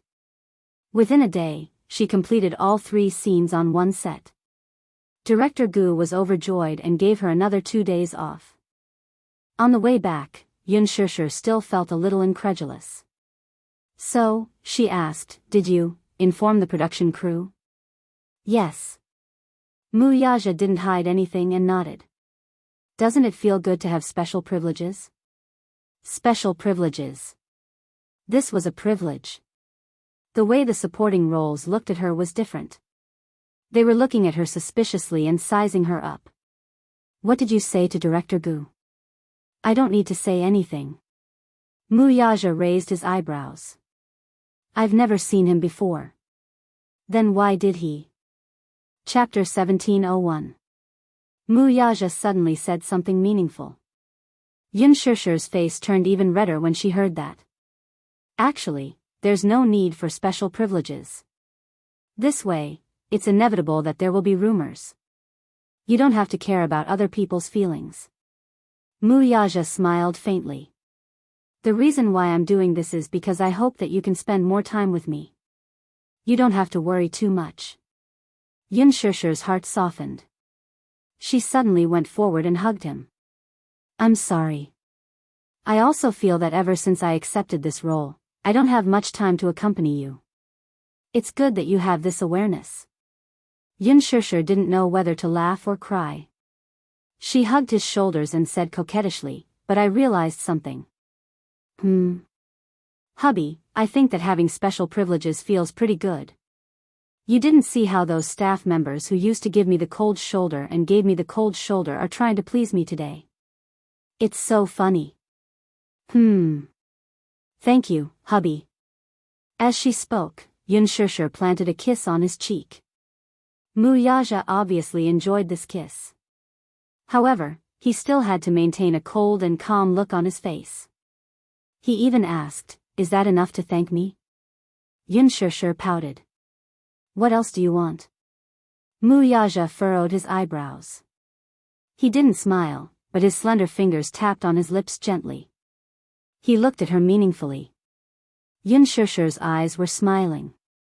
She hit his shoulders coquettishly and leaned closer to his face. Her soft lips touched the corner of his mouth. At this moment, the sound of slippers on the floor could be heard from outside the door.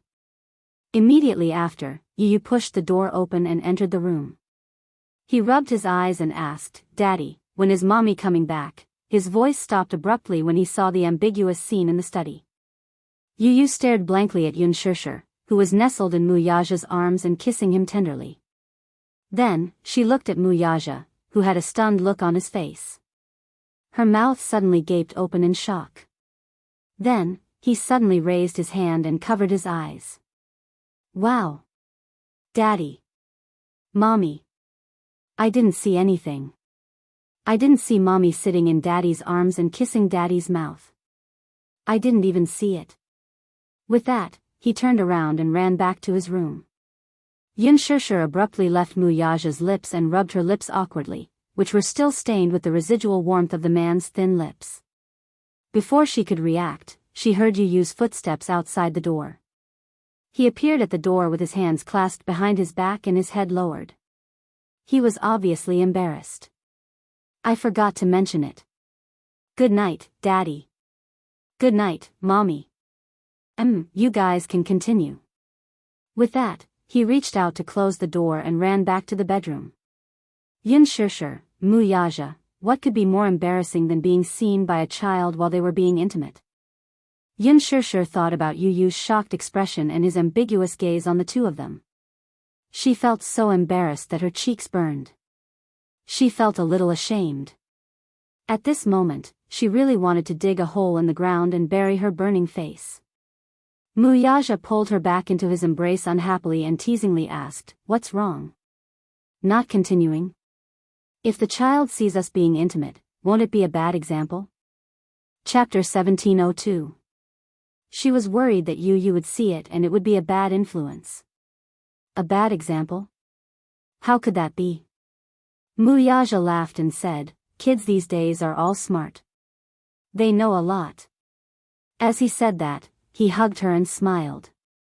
Don't think too much, let's continue. Yun Shishir pushed his chest, but there was a hint of wanting to say something. As he kissed her, the temperature in the study room rose. The date of the engagement was set. Yun Shishir was looking forward to the engagement, but she was also nervous and uneasy. Muyaja said that the engagement ceremony did not need to be too grand. As for the guests, he would only invite some of his important relatives and friends, as well as his frequent business partners, as VIPs to bear witness. As for the female guests, they would be invited by her. Yun Shishir thought for a long time and finally decided to give Gong Jia a call. Sister. Gong Jia's handsome and magnetic voice came from the other end of the line. Gong Jia had called her a few days ago, but at that time, she was busy dealing with Yun Yeho's matter. Now that she thought about it, she had not seen him for a long time. Sister, have you been busy recently? Gong Jia asked. Yun Shishir pondered for a moment and smiled. Shao Jia, I have something to tell you. Are you free now? What is it?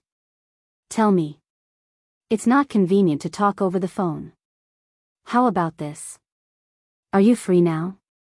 I'll treat you to a cup of coffee. Gong Jia gladly agreed. Okay. They agreed to meet at the dessert shop that she frequented. Gong Jia had already booked a private room. He sat by the window, about 100 meters away. His secret guards were stationed there to prevent any suspicious people from getting in. When Yun Shishir arrived, he had already ordered a cup of her favorite Blue Mountain coffee. When she walked past him, he had already noticed her and looked up. You're here. He seemed to especially like windbreakers, especially snow-white windbreakers. With his silver hair and tall figure, it was impossible not to recognize him in a crowd. There was a lit cigarette between his fingers, but when he saw her, he calmly put it out. He remembered that she didn't like the smell of smoke, and she hated smoking even more. Therefore, smoking in front of her was forbidden. He had promised her that he wouldn't smoke, but he was addicted to smoking, so he took advantage of the time when she wasn't there to secretly smoke a cigarette. Who would have thought that just as he lit it, he would arrive? Gong Jia's face had a touch of embarrassment from being caught red-handed. He cleared his throat and smiled, trying to cover it up. Shao Jia, you're smoking again. I was wrong. He revealed his watery eyes and acted cute and coquettishly in front of her. It was an easy task. Yun Shishir was helpless. She sat down in the booth and looked at the dessert he ordered for her. She couldn't help but be surprised. How do you know what I like? The last time we had afternoon tea together, these were the desserts. I remember them all. He remembered every detail about her. Her favorite desserts, coffee, snacks, he remembered them all. Yun Shishir smiled warmly and was touched by his thoughtfulness. Gong Jia gazed at her tenderly, barely concealing the adoration in his eyes. He took a sip of his coffee and asked, Sis, I was overseas a while ago. I've brought you a small gift when I returned this time. As he spoke, he placed an exquisitely wrapped gift box in front of her. Yun Shishir was a little surprised. Gift? What gift? Chapter 1703. Yun Shishir was a little surprised. Gift? What gift? Gong Jia rested his chin on his hand lazily and winked at her. Open it and take a look. Okay. Yun Shishir carefully opened the gift and saw that it was an extremely exquisite Omega watch. Compared to men's mechanical watches, women's watches were gentle and reserved. However, the ring of diamonds on the watch face was luxurious. Omega watches were expensive, and custom-made ones were even more expensive. To Yun Shishir, this gift was obviously too expensive. This. Is it very expensive? Yun Shishir knitted her brows. She obviously didn't want him to spend so much money. Gong Jia's handsome brows raised slightly, but he couldn't help but laugh. Sis, do you still remember? This watch is the gift I promised to give you. Just as he finished speaking, Yun Shishir suddenly remembered that there was a reason for this watch. When Yun Shishir was young, she had an Omega watch. It was Mu Wanru's watch that she always wore. She liked it very much, so her mother gave it to her and let her wear it. She had always cherished this watch and couldn't bear to break it. In her heart, it was a rare treasure. However, there was once when Gong Jia secretly took the watch that she hid in the drawer out to play. In the end, he accidentally lost it. He felt guilty, so he didn't dare to mention it. When Yun Shishir couldn't find her watch and cried sadly, he helplessly hugged her in his arms. He was both regretful and helpless. He could only coax her and say, "Shishir, don't cry. When I have money in the future, I'll definitely give you the best watch in the world." Only then did she stop crying and say, "This is what you promised me. You can't go back on your words." Even though it had been a long time, so long that even she had forgotten about it, he didn't forget. This time, he went overseas to escort a batch of goods out to sea. When he returned to Europe, he bought this watch. For the Gong Jia of today, the value of a watch did not depend on how expensive it was, but on whether she liked it or not. As for Yun Shishir, whether she liked it or not didn't matter what brand or price it was. As long as it was a gift from him, she would like it. Yun Shishir held the box and looked at the watch lying inside. She liked it very much and her face was full of satisfaction. Gong Jia smiled. When he saw her smiling eyes staring at the watch, he knew very well that she liked it. Thus, he said gently, "Come, I'll put it on for you." Then, he picked up the watch and adjusted it. Then, he gently lifted her wrist and carefully put the watch on her wrist. Gong Jia lowered his head and seriously adjusted the buckle for her. Yun Shishir laughed and said, "I was just joking at that time. I just didn't expect you to remember. I thought you forgot." "How could I forget? I will remember what I promised you." Gong Jia paused and looked up. His eyes seemed to be filled with countless stars. When he smiled, his eyes curved and looked extremely beautiful. "I still remember that I promised you that if you got married, would personally hand your hand to that man." Yun Shishir's expression suddenly froze. She couldn't help but look up and stare deeply at him. However, at this moment, she saw that he had already lowered his head and was adjusting the time for her. "Shao Jia, if I get married, will you give me your blessings?" she asked carefully. Chapter 1704. He raised his head and looked at her with a strange expression. For a moment, too many emotions flashed across his eyes. She could not see anything clearly. "Sis, are you getting married?" Gong Jia's handsome brows furrowed slightly, but he looked a little dazed. Yun Shishir saw that his expression was a little strange, and she could not help but be a little surprised. What's wrong, Shao Jia?" "Nothing." Gong Jia came back to his senses from his complicated thoughts. He looked up and exchanged glances with her. His handsome eyes suddenly deepened. "You're getting married?" "Yes." "Yes. Why so sudden? I've never heard you mention it before." Yun Shishir tugged at the corner of her lips and smiled awkwardly. "Previously. I didn't tell you because I didn't know how to bring it up. Moreover, the wedding date hasn't been set yet. We're only planning to hold the engagement ceremony first." As she spoke, she reached out and placed her hand on the back of his hand. Smiling gently, she said, "This is what I wanted to talk to you about. Shao Jia, will you attend my engagement ceremony? Will you give me your blessings?" Gong Jia suddenly felt a little frustrated. However, this frustration did not show on his face. Gong Jia lowered his eyelids as many fragmented memories flashed through his mind. The nightmarish memories of his youth resurfaced in his mind. Those memories accompanied by the firelight seemed to break out of a cocoon in an instant. For a moment, the space between his brows throbbed with a splitting headache. Gong Jia rubbed the space between his brows a little anxiously, looking a little conflicted and anxious. Suddenly, he asked, "Do you really want my blessings?" "Of course." Yun Shishir said matter-of-factly, "Because you're my most important relative in this world. Of course, it's very important to be able to receive your blessings." Gong Jia sucked in a deep breath of cold air before replying calmly, "You asked me if I'll give you my blessings, but my answer depends on who you've chosen." Yun Shishir was stunned. She sensed that there was a deeper meaning in his words. Gong Jia narrowed his eyes, but his voice was slightly colder. "Sis, who is he?" What? Who is the man you married?" Yun Shishir laughed dryly. "Is it important who he is?" "He." Gong Jia abruptly interrupted her. His voice was soft but heavy. That man is Mu Yaja, isn't he? Yin Shishir was stunned and looked at him in disbelief. You. How did you know? Gong Jia clenched his fists but didn't answer the question directly. Instead, he said firmly, if it's this man, then my answer is no.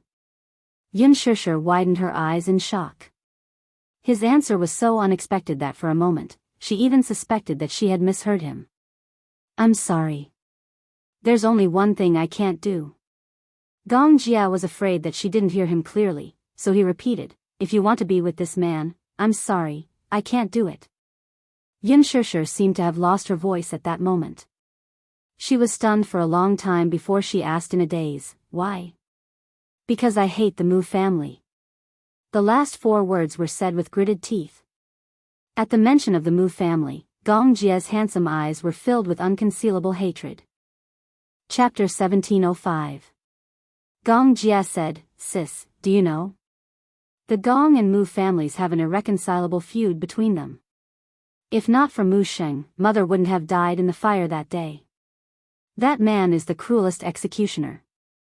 He caused Mother's death and indirectly caused you to wander about, causing us to be separated for 15 years. He suddenly grabbed her wrist forcefully. Unlike his usual elegance and nobility, the hand that held her wrist contained a terrifying amount of strength. Yin Shishir forgot to dodge or struggle as she stared at him in shock. 15 years. How many 15 years do we have in life? We should have been together forever and never been separated. It's all his fault, he's the real culprit. Don't you hate him? Yin Shishir blurted out, I do. You hate him? Of course, I hate him. Yin Shishir sounded agitated. Of course, I know that he's the culprit behind Mother's death. He can't escape punishment. No matter how I persuade myself, I can't forgive him. I can't forgive him for the rest of my life. Pausing for a moment, she suddenly sighed, her voice filled with exhaustion. She held her forehead, her eyes filled with sadness. But, this is already the grudge of the previous generation. Must I hold on to the past and not let it go? Aren't you the one who's holding on to the past and not letting it go? Gong Jia was a little overbearing. You've never admitted your Gong bloodline. Aren't you also holding on to the past and not letting it go? I want to bring you back to the Gong family, but you don't want to. Why?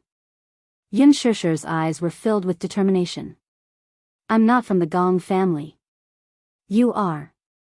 Gong Jia was a little angry at her double standard. The blood of the Gong family flows in your veins. You're the Gong family's young mistress. No matter how long you've been away from home, you can't hide the fact that you're from the Gong family. Shao Jia, then give me a reason. Tell me, why are you unwilling to acknowledge the Gong family?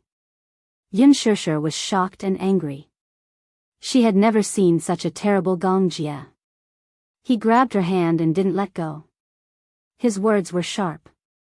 Say it. Father has always hoped to find you. Now that he has found you, why don't you acknowledge him? Since you said that the Gong and Mu Yaja families have a deep grudge against each other, then if you let me reunite with that man, he will definitely not let me be together with Mu Yaja. I was afraid, so I didn't want to acknowledge him. She suddenly broke down, tears welling up in her eyes. Gong Jia pursed his thin lips and frowned deeply, but he was speechless for a moment. But, what does the feud between the Gong and Mu families have to do with him? I love him. He has never done anything wrong. He protects me, cherishes me, and makes me feel that I am not alone in this world. He always appears when I need him the most and protects me behind him.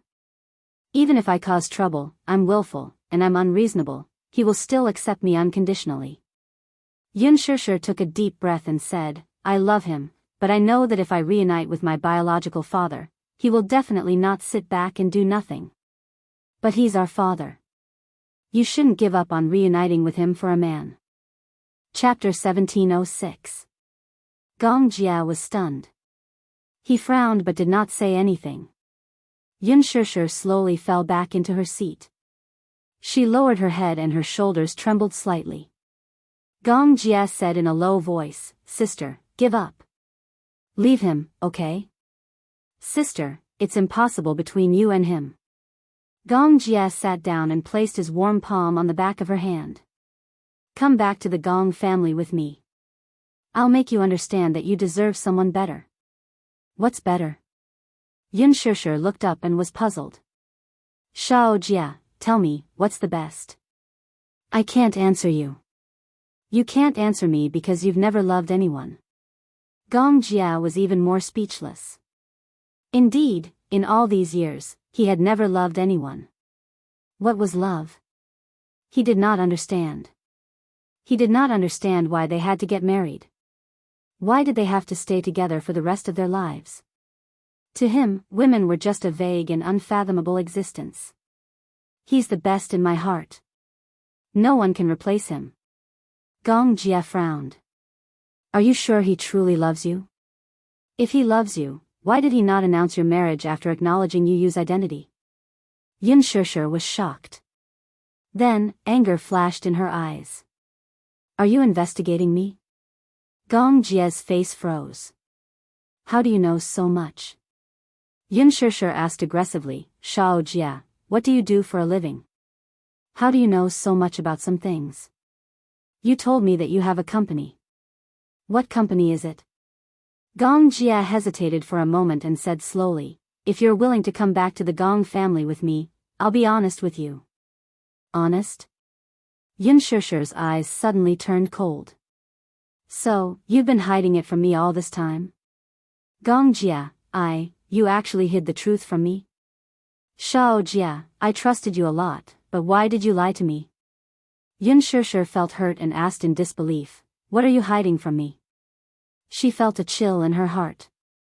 She had been looking forward to receiving her brother's heartfelt blessings for this meeting. However, what did he get in return?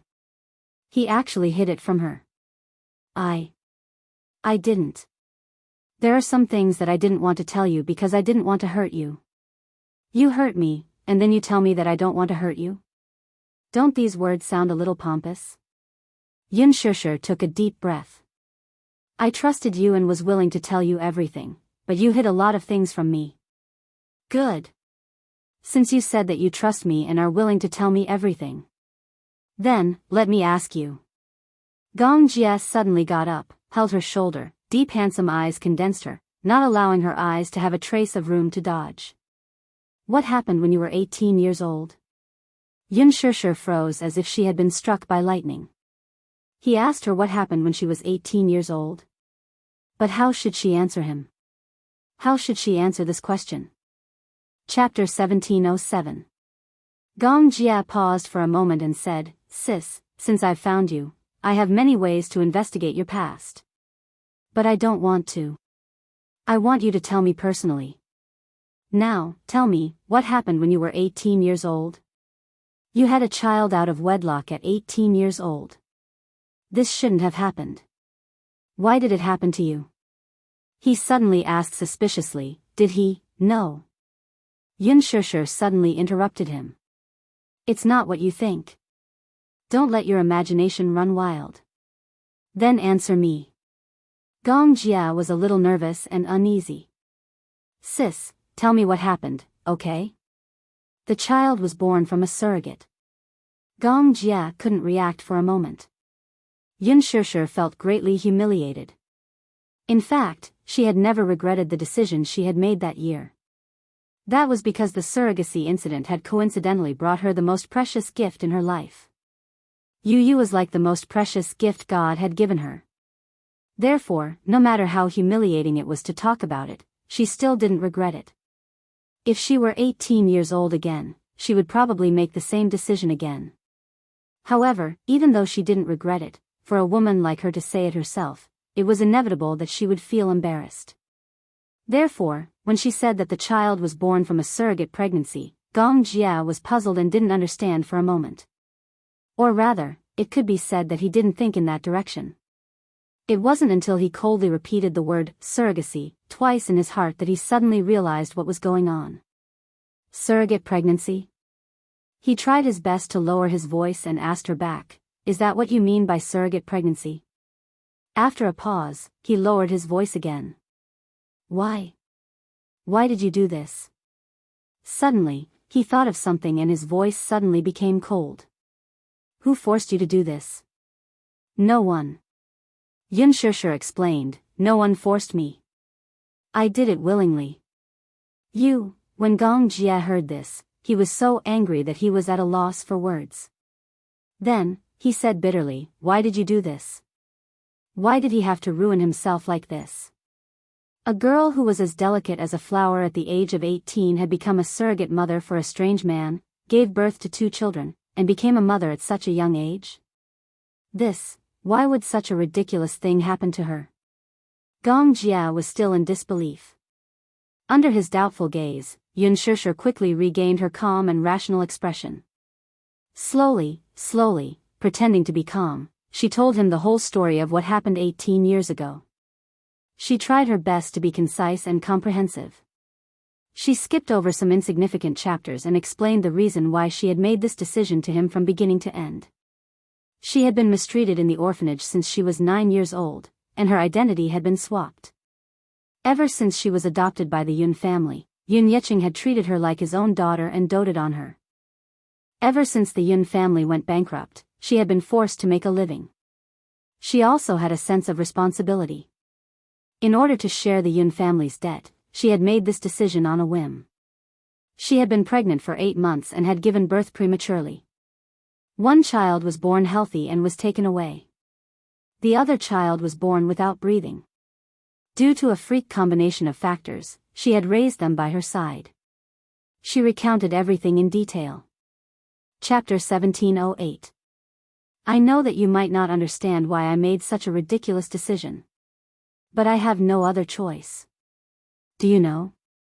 I really can't just sit back and do nothing. The year the Yun family went bankrupt was also the coldest winter in history. The reason why she made such an unconventional decision was that she had witnessed the loan sharks knocking on her door time and time again. Those bloody threats, as well as the insolence with daggers, had forced the family to stand on the 13th floor's rooftop and threatened Yun Yeching to repay the debt on the spot. If he could not do so within an hour, he would be pushed down by one of them. Yun Na was so scared that she wet her pants on the spot. She cried her heart out, but no one cared about her. Yun Yeching kowtowed to each family and begged until his head bled. Only then did he manage to scrape together enough interest to send these demons of plague away. Another time, the debt collection company had dragged her into the snow and poured a basin of ice water over her head. It was -5 degrees Celsius, and the bone-chilling cold seeped into her bones from every pore. She was so cold that she shivered and fainted on the spot. When she woke up, Yun Yeching was covered in injuries. It seemed that he had been taught a lesson by those lawless people. Because of that incident, there was a heavy chill in her body. Even now, her body was still weak. Not only that, she even witnessed with her own eyes how her father was dragged to the neighborhood's fountain. In the cold weather, they grabbed his hair and pressed him into the icy fountain, causing his face to turn red from the cold. How could she just sit back and do nothing? How could she pretend that it was none of her business? She only resorted to this when she was at her wit's end. If she did not think of a solution at that time, the Yun family would really be finished. Yun Shishir lowered her head heavily. Her hands fell limply on the table, and her fingers were intertwined with each other. She felt lonely and helpless. The wounds that had already scabbed over were once again torn open with blood dripping from them. The pain was heart-wrenching. She originally did not want to recall those nightmarish scenes.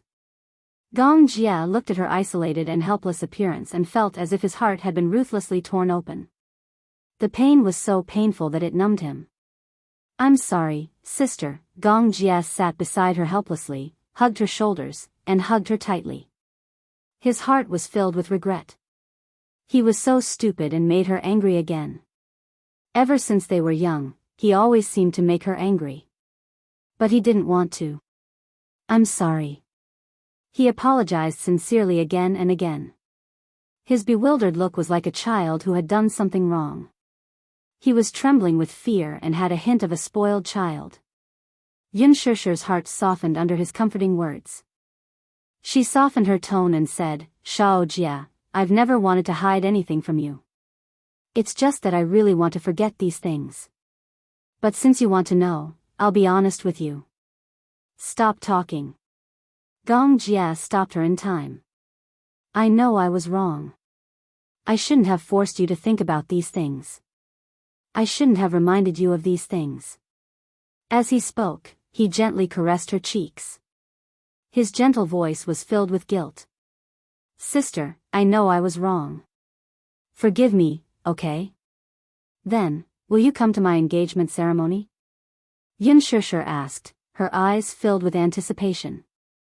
Gong Jia stared into her eyes for a moment, then replied, let me think about it, okay? Okay. I won't force you, but I also hope that you will be present at the most important moment of my life.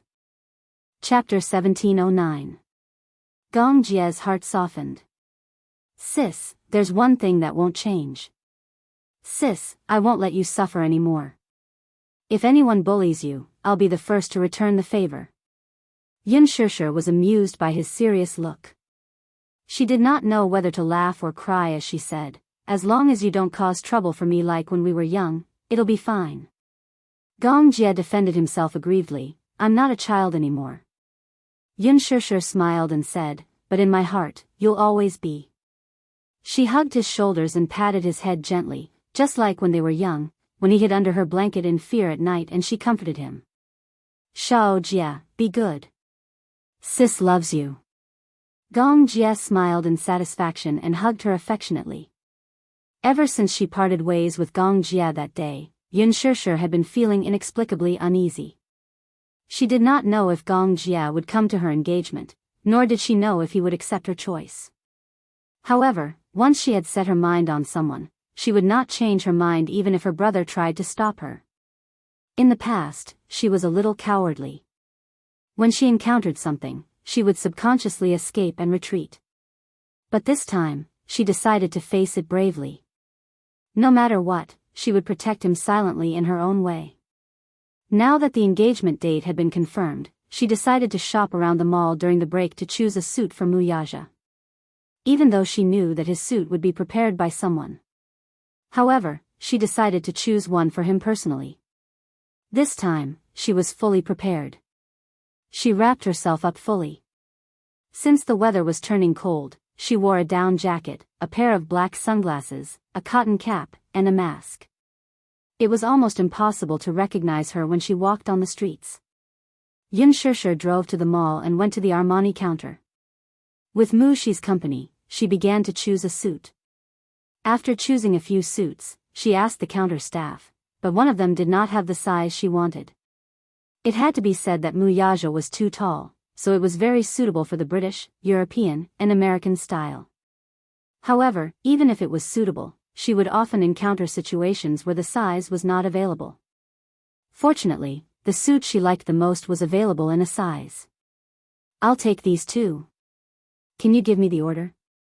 She picked 2 suits and handed them to the shop assistant. The shop assistant nodded and asked her to wait for a while before she went to make the order. While Yin Shishir was sitting on the sofa and waiting, an uninvited guest suddenly appeared at the counter. Out of the corner of her eye, she caught a glimpse of an extremely familiar figure. Her heart froze for a moment, and she suddenly thought of a phrase, enemies often cross paths. Song Enya, who was dressed elegantly in a pair of 10-centimeter high heels, casually strolled into the counter. Song Yinshi's birthday was approaching, so she decided to choose a suit as a gift. However, there was such an unfortunate fate. As soon as Song Enya entered the counter, she saw the figure sitting quietly on the sofa and recognized Yin Shishir at first glance. Even though Yin Shishir was dressed very formally when she went out and was wrapped tightly from head to toe, her charm and temperament would not change no matter how well she dressed. In addition, Yin Shishir had long hair and a good figure. Even if she was wrapped in a thick down jacket, it was difficult to hide her exquisite figure. Chapter 1710. Yin Shishir. As soon as she opened her mouth, Yin Shishir's body stiffened. She knew that she could not hide from her sharp eyes. With a sinister smile, Song Enya walked up to her, stopped in her tracks, and looked down at her condescendingly. What a coincidence. Are you shopping at the mall, too? Yun Shishir ignored her. Song Enya ignored her cold and distant attitude and sneered as she sized her up from head to toe. What's that saying again? Enemies are bound to meet on a narrow road. Hee, I didn't expect to meet you today. This world is really small, there are she's blocking your way everywhere you go. Yun Shishir's lips twitched a little. She wanted to say that, too. This world is really small, there are irksome people everywhere you go. Just as the atmosphere turned cold, the salesperson at the counter came over with a list and greeted her respectfully. Madam, the list is ready. May I know if you'd like to pay by cash or card? I'll pay by card. Thank you, Yun Shishir said politely. With that, she stood up and, as if Song Enya was invisible, walked around her to the counter, and took out a card from her wallet. Just as the salesperson came over with the card machine, Song Enya sneered again. You're buying a suit? Hee. Are you buying it to please Brother Mu? Yun Shishir continued to ignore her. Song Enya, however, did not seem to know what was good for her. It was as if she was trying her best to provoke her. What? Do you think you can win Brother Mu's favor by buying a suit? Is this one of your tricks? You're so old-fashioned. If it were me, I wouldn't know this trick. Brother Mu doesn't like it. Yun Shishir passed the card to the salesperson as if there was no one else around. The salesperson, however, was stunned by their exchange. Somehow, she felt that these two seemed to know each other and had a deep hatred for each other. Seeing that the salesperson was stunned, Yun Shishir kindly reminded her, Hello, please pay by card. As he spoke, he waved the card in his hand in front of her. Song Enya was infuriated to see Yun Shishir ignoring her from the start to the end. However, she did not flare up on the spot for the sake of the situation. She took a deep breath and steadied herself. Then, she said in a strange tone, This card belongs to Brother Mu, right? A certain someone was really shameless. She kept insisting that she was not a mistress. Hee. She was using Brother Mu's card and spending Brother Mu's money. She was clearly a mistress. How can you be so shameless? Her voice wasn't loud, but it wasn't soft either. It was loud enough for everyone present to hear clearly. There were other customers at the counter, as well as the clerk, and everyone heard her taunts clearly enough. Yun Shishir was humiliated mercilessly in front of everyone. In the end, she was infuriated. The salesperson looked down and decided to ignore the farce. After swiping the money, she handed the card back to her. Yun Shishir kept the card, picked up the suit, and turned to leave. Seeing that the other was ignoring her and was about to leave, Song Enya rushed forward relentlessly. However, Yun Shishir stopped abruptly in her tracks. Coincidentally, Song Enya had rushed forward. Hence, she retreated slightly without mercy and stepped on the tip of the other's foot with her high heels. Ah! Song Enya cried out in pain. With a pained expression, she grabbed Yun Shishir's wrist. Yun Shishir, on the other hand, flung her hand away expressionlessly. She turned around coldly and fearlessly met her gaze. Chapter 1711. Song Enya, have you had enough? Yun Shishir looked at her coldly. Her arrogant eyes made her seem as though she was looking at a lowly animal. Please don't bite me like a rabid dog and refuse to let go. You'll only make me feel very troubled. Both of them were wearing high heels, but Yun Shishir was half a head taller than Song Enya, so she could look down on her. Song Enya raised her head to look at Yun Shishir, who had suddenly flared up, and froze in shock. Then, as though she had heard a joke, she pointed at herself. Her exquisitely made-up face contorted. Mad dog? Song Enya was completely enraged as she asked hysterically, Who are you calling a mad dog? You heard me clearly. Who am I talking about? Song Enya, your brain is damaged, but don't tell me your ears are damaged as well. Compared to Song Enya's unreasonable tantrum, Yun Shishir's rational and calm appearance set off the latter's uncultured upbringing. The crowd could not help but gather around curiously. When the staff at the counter saw this, she hurriedly stepped forward and politely declined the nosy onlookers by ushering them to the side. The staff liked Yun Shishir very much. Even though they had not interacted much since just now, Yun Shishir's politeness and elegance were genuine. Compared to the arrogant Yun Shishir was more like a gentle and virtuous daughter of a wealthy family. She was also very respectful toward her, so the staff acknowledged her from the bottom of her heart. It was just that she seemed to have heard this woman being called an underground lover. Was that really the case? She did not think so, though. From Yun Shishir, she could see that she was a role model and was not as tasteless as Song Enya made her out to be. Yun Shishir, you. Song Enya was so angry that her face turned red. Her face was contorted, and she actually looked a little hateful. She was so angry that she took 2 deep breaths and suddenly broke into a smile. Yun Shishir, what's wrong? Are you angry because I hit the nail on the head? Just because I revealed the fact that you're an underground mistress, you're angry out of humiliation, aren't you? Song Enya laughed in disdain again. Do you believe that I can ruin your reputation with just a word? Yun Shishir, I'm warning you, stay away from Brother Mu. Don't go overboard when the time comes, or I don't mind purging you. Ha! These words were truly arrogant and ruthless. Purge? Did she really think that the current era was a centralized system of the ancient royal family, so she wanted to use her status as a relative of the royal family to purge her? Her brain was really not working. Yun Shishir smiled elegantly and said, "You're the mayor's daughter. Just like what you said, you're a princess who lives like a prince. Perhaps, with just one sentence, you can smear my reputation to the point that I'm worthless.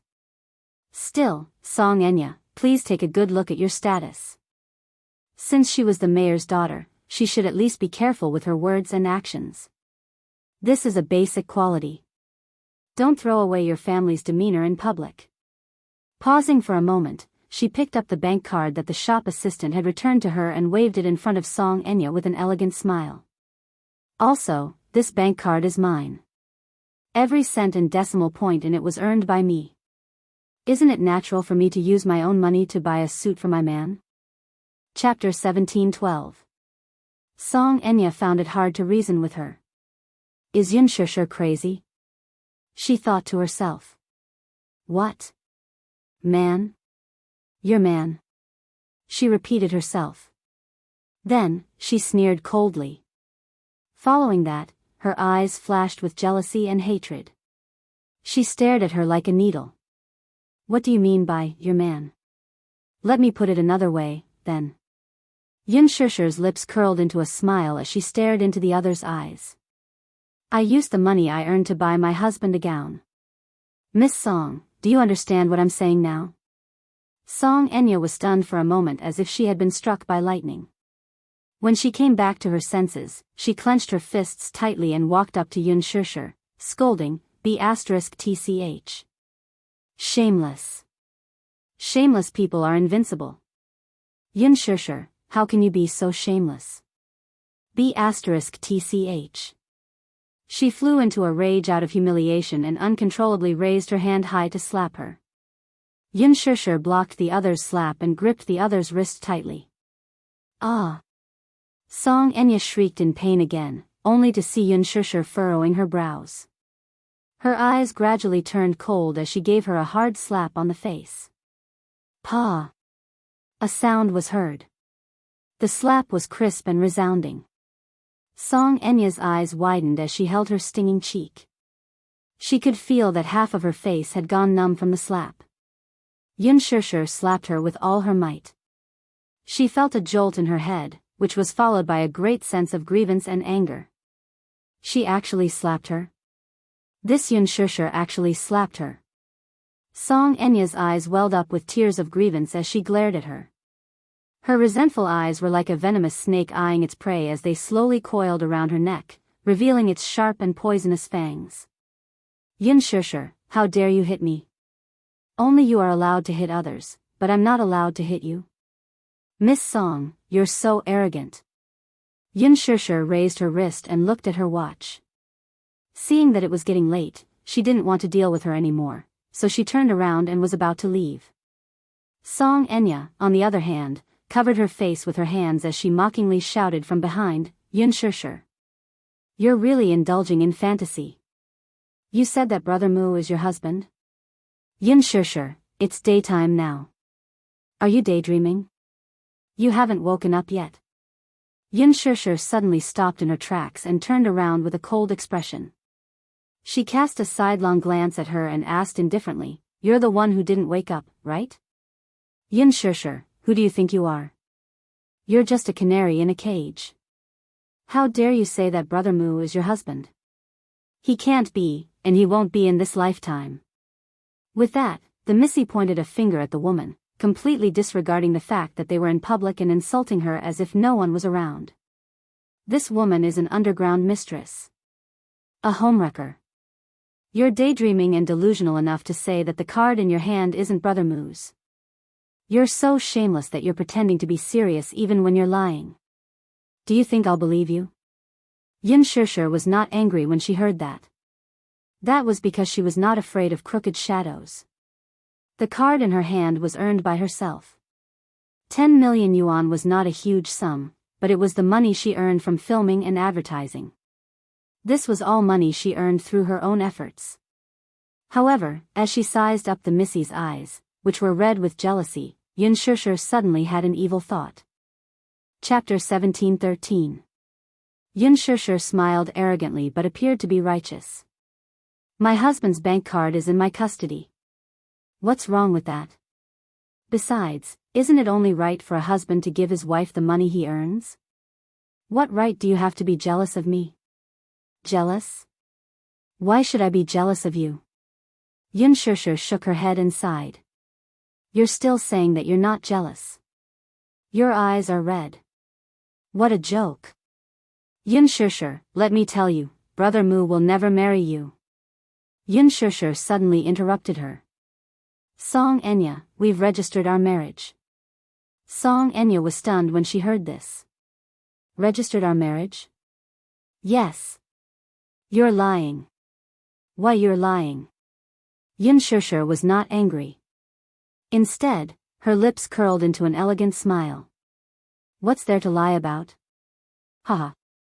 Song Enya, aren't you very capable? You have plenty of ways to verify whether I'm lying or not, right? With that, she picked up the shopping bag and left without looking back. Song Enya was so shocked that she could not regain her senses. For a moment, she even forgot to chase after her to clarify things. Yun Shusher's earlier words sounded very serious and did not seem to be a lie. For a moment, she felt guilty instead. She was, in disbelief. Impossible? How could Brother Mu marry this woman? Was he serious? When Song Enya thought that Yun Shusher might be telling the truth and that she and Brother Mu had really registered their marriage, she was so anxious that tears fell from her eyes. Just as Yun Shusher had said, if Song Enya wanted to verify this matter, she had plenty of ways to do so. When Song Yunshi received Song Enya's anxious call, he rushed home and saw Song Enya curled up in a corner of the sofa with red eyes from crying. Seeing Song Yunshi return, Song Enya threw herself into her husband's arms, feeling aggrieved and agitated. Tears flowed down her cheeks uncontrollably. For a moment, Song Yunshi was at a loss for what to do. He did not know who it was that made his beloved sister suffer such grievances. He hurriedly asked what had happened and who had bullied her. Sobbing, Song Enya recounted the whole story to him. When Song Yunshi heard this, she was both angry and exasperated. Enya, it's not that I want to criticize you, but you're clearly asking for humiliation. Didn't I tell you that it's impossible between you and Uncle Mu? So, you should give up. Brother. No, don't be so heartless. She pleaded helplessly, please, can you help me with something? What is it? That B*TCH said that she and Brother Mu have already registered their marriage. Help me check if this is true. Please, please. No. Song Yunshi shook his head and rejected her decisively. If Uncle Mu finds out about this, I'll be in a difficult position. No, he won't. Brother is so powerful, I won't let him know. As Song Enya spoke, she pleaded again and again, Please, help me. I swear, brother. I swear, if Brother Mu really marries this woman, then I'll completely give up on him. These words moved Song Yunshi. He glanced at her doubtfully. Really? Yes. Really. Song Enya solemnly promised. Song Yunshi wavered. Chapter 17:14. If investigating this matter could make this lass give up on Muyaja, then it might be worth the risk. Hence, Song Yunshi made a call to a close friend and reminded her about this matter. On her end, when she heard that she wanted to investigate Muyaja, she panicked. After all, no matter the field, Muyaja's name was like thunder to one's ears. Ordinary people would be in awe of him when they heard his name. Song Yunshi explained that she only needed to investigate Muyaja's marital status and did not need to do anything else. When she heard that she only needed to investigate his marital status, she nodded in agreement. Not long after, Song Yunshi's phone sent a photo. It was a photo taken with a phone camera. In the photo, there was a system interface showing Muyaja's marital status. The information showed that he was married, and his spouse's name was Yunshishir. When Song Yunshi saw this, she heaved a sigh of relief and handed the phone to Song Enya. Song Enya took the phone and was stunned for a few seconds. Suddenly, as if half of her energy had left her, she fell onto the sofa in a daze with an expressionless face. Song Yunshi said, "Now, you can give up. Uncle Mu is really married." Before she could finish speaking, Song Yunshi saw from the corner of her eye that Song Enya had suddenly pursed her lips tightly. Tears welled up in her eyes as she broke down and cried. "I don't believe it. I really don't believe it. Sob, sob, sob. Impossible. How is this possible? Brother Mu. How can Brother Mu be married? It's a lie, it's all a lie." Sob, sob, sob. Song Enya seemed to have collapsed as she cried helplessly. It was as if the world was collapsing and doomsday was coming. This picture had completely destroyed all of her psychological defenses. She felt as if she had been slapped several times on the face. Yunshishir was indeed not lying. They were really married? However, she couldn't figure it out. How could Brother Mu be sincere to her? He was such a cold-hearted person. If she couldn't get it, why should Yunshishir get it? Yunshishir's words echoed in her ears. Isn't it natural for a husband to give his wife the money he earns?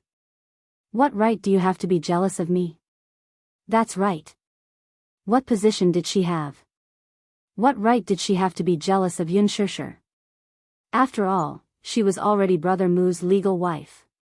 Song Yunshi could not bear to see Song Enya cry sadly. She walked over and hugged her. "Enya, I know you're very sad. However, this is reality. You should learn to accept it." "How can I accept that?" Feeling aggrieved, Song Enya retorted, "Brother Mu is married to her. How am I supposed to accept this?" "Woo woo woo. You should give up completely. This is what you promised your brother.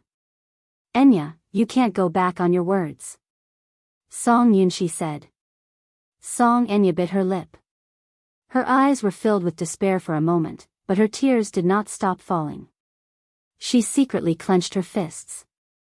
There was only one voice that kept echoing in her heart: "No one can have what I can't have." "Yunshishir, are you very smug? Do you think that you have the whole world just because you have Brother Mu? Ha ha. If I can't have his heart, then no one can have him. It's the same no matter who it is." Chapter 17:15. A luxurious Bentley was parked at the school gate. The school bell rang loudly. Just as Yun Tianyu stepped out of the school gate, his phone rang. Seeing that it was Gong Jie's number, he picked it up and squinted his eyes. "Uncle, what's the matter?" "I'm waiting for you at the school gate." He looked around and finally spotted an extremely luxurious Bentley by the roadside. He walked over, and the chauffeur immediately alighted and respectfully opened the door to the back seat for him. The little lad was about to get into the car when he saw the child's safety seat installed at the back seat. The corner of his eyes twitched violently. "This is A child's safety seat. The Gong Jia explained and then smiled gently. Uncle dotes on you, so I'm here to pick you up.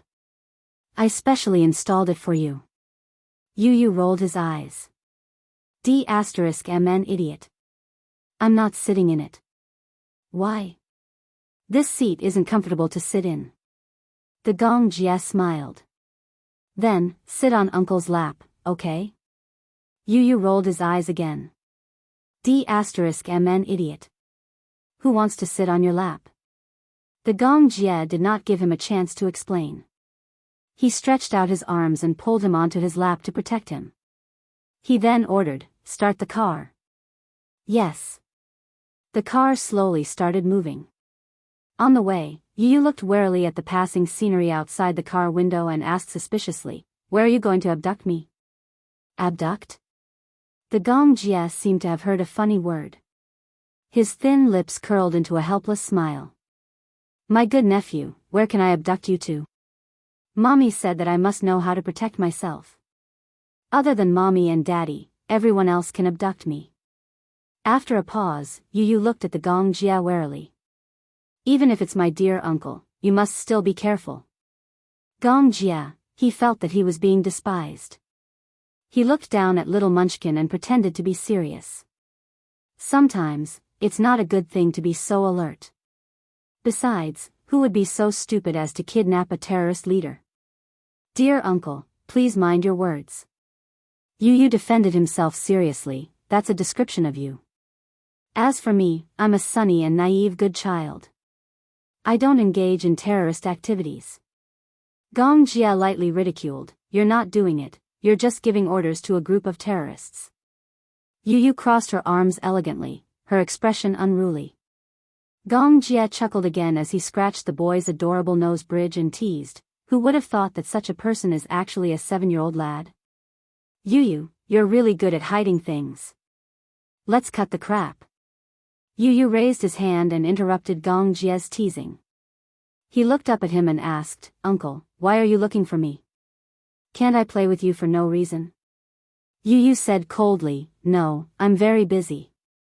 Gong Jia was instantly rebuffed. What exactly was he busy with? If you have something to say, then get to the point. If there's nothing else, then send me home. I want to go home and accompany Mommy. My good nephew, why don't you have dinner with me tonight? I refuse. Why? Gong Jia looked at him with a hurt expression. Yu Yu smiled. I'm very expensive.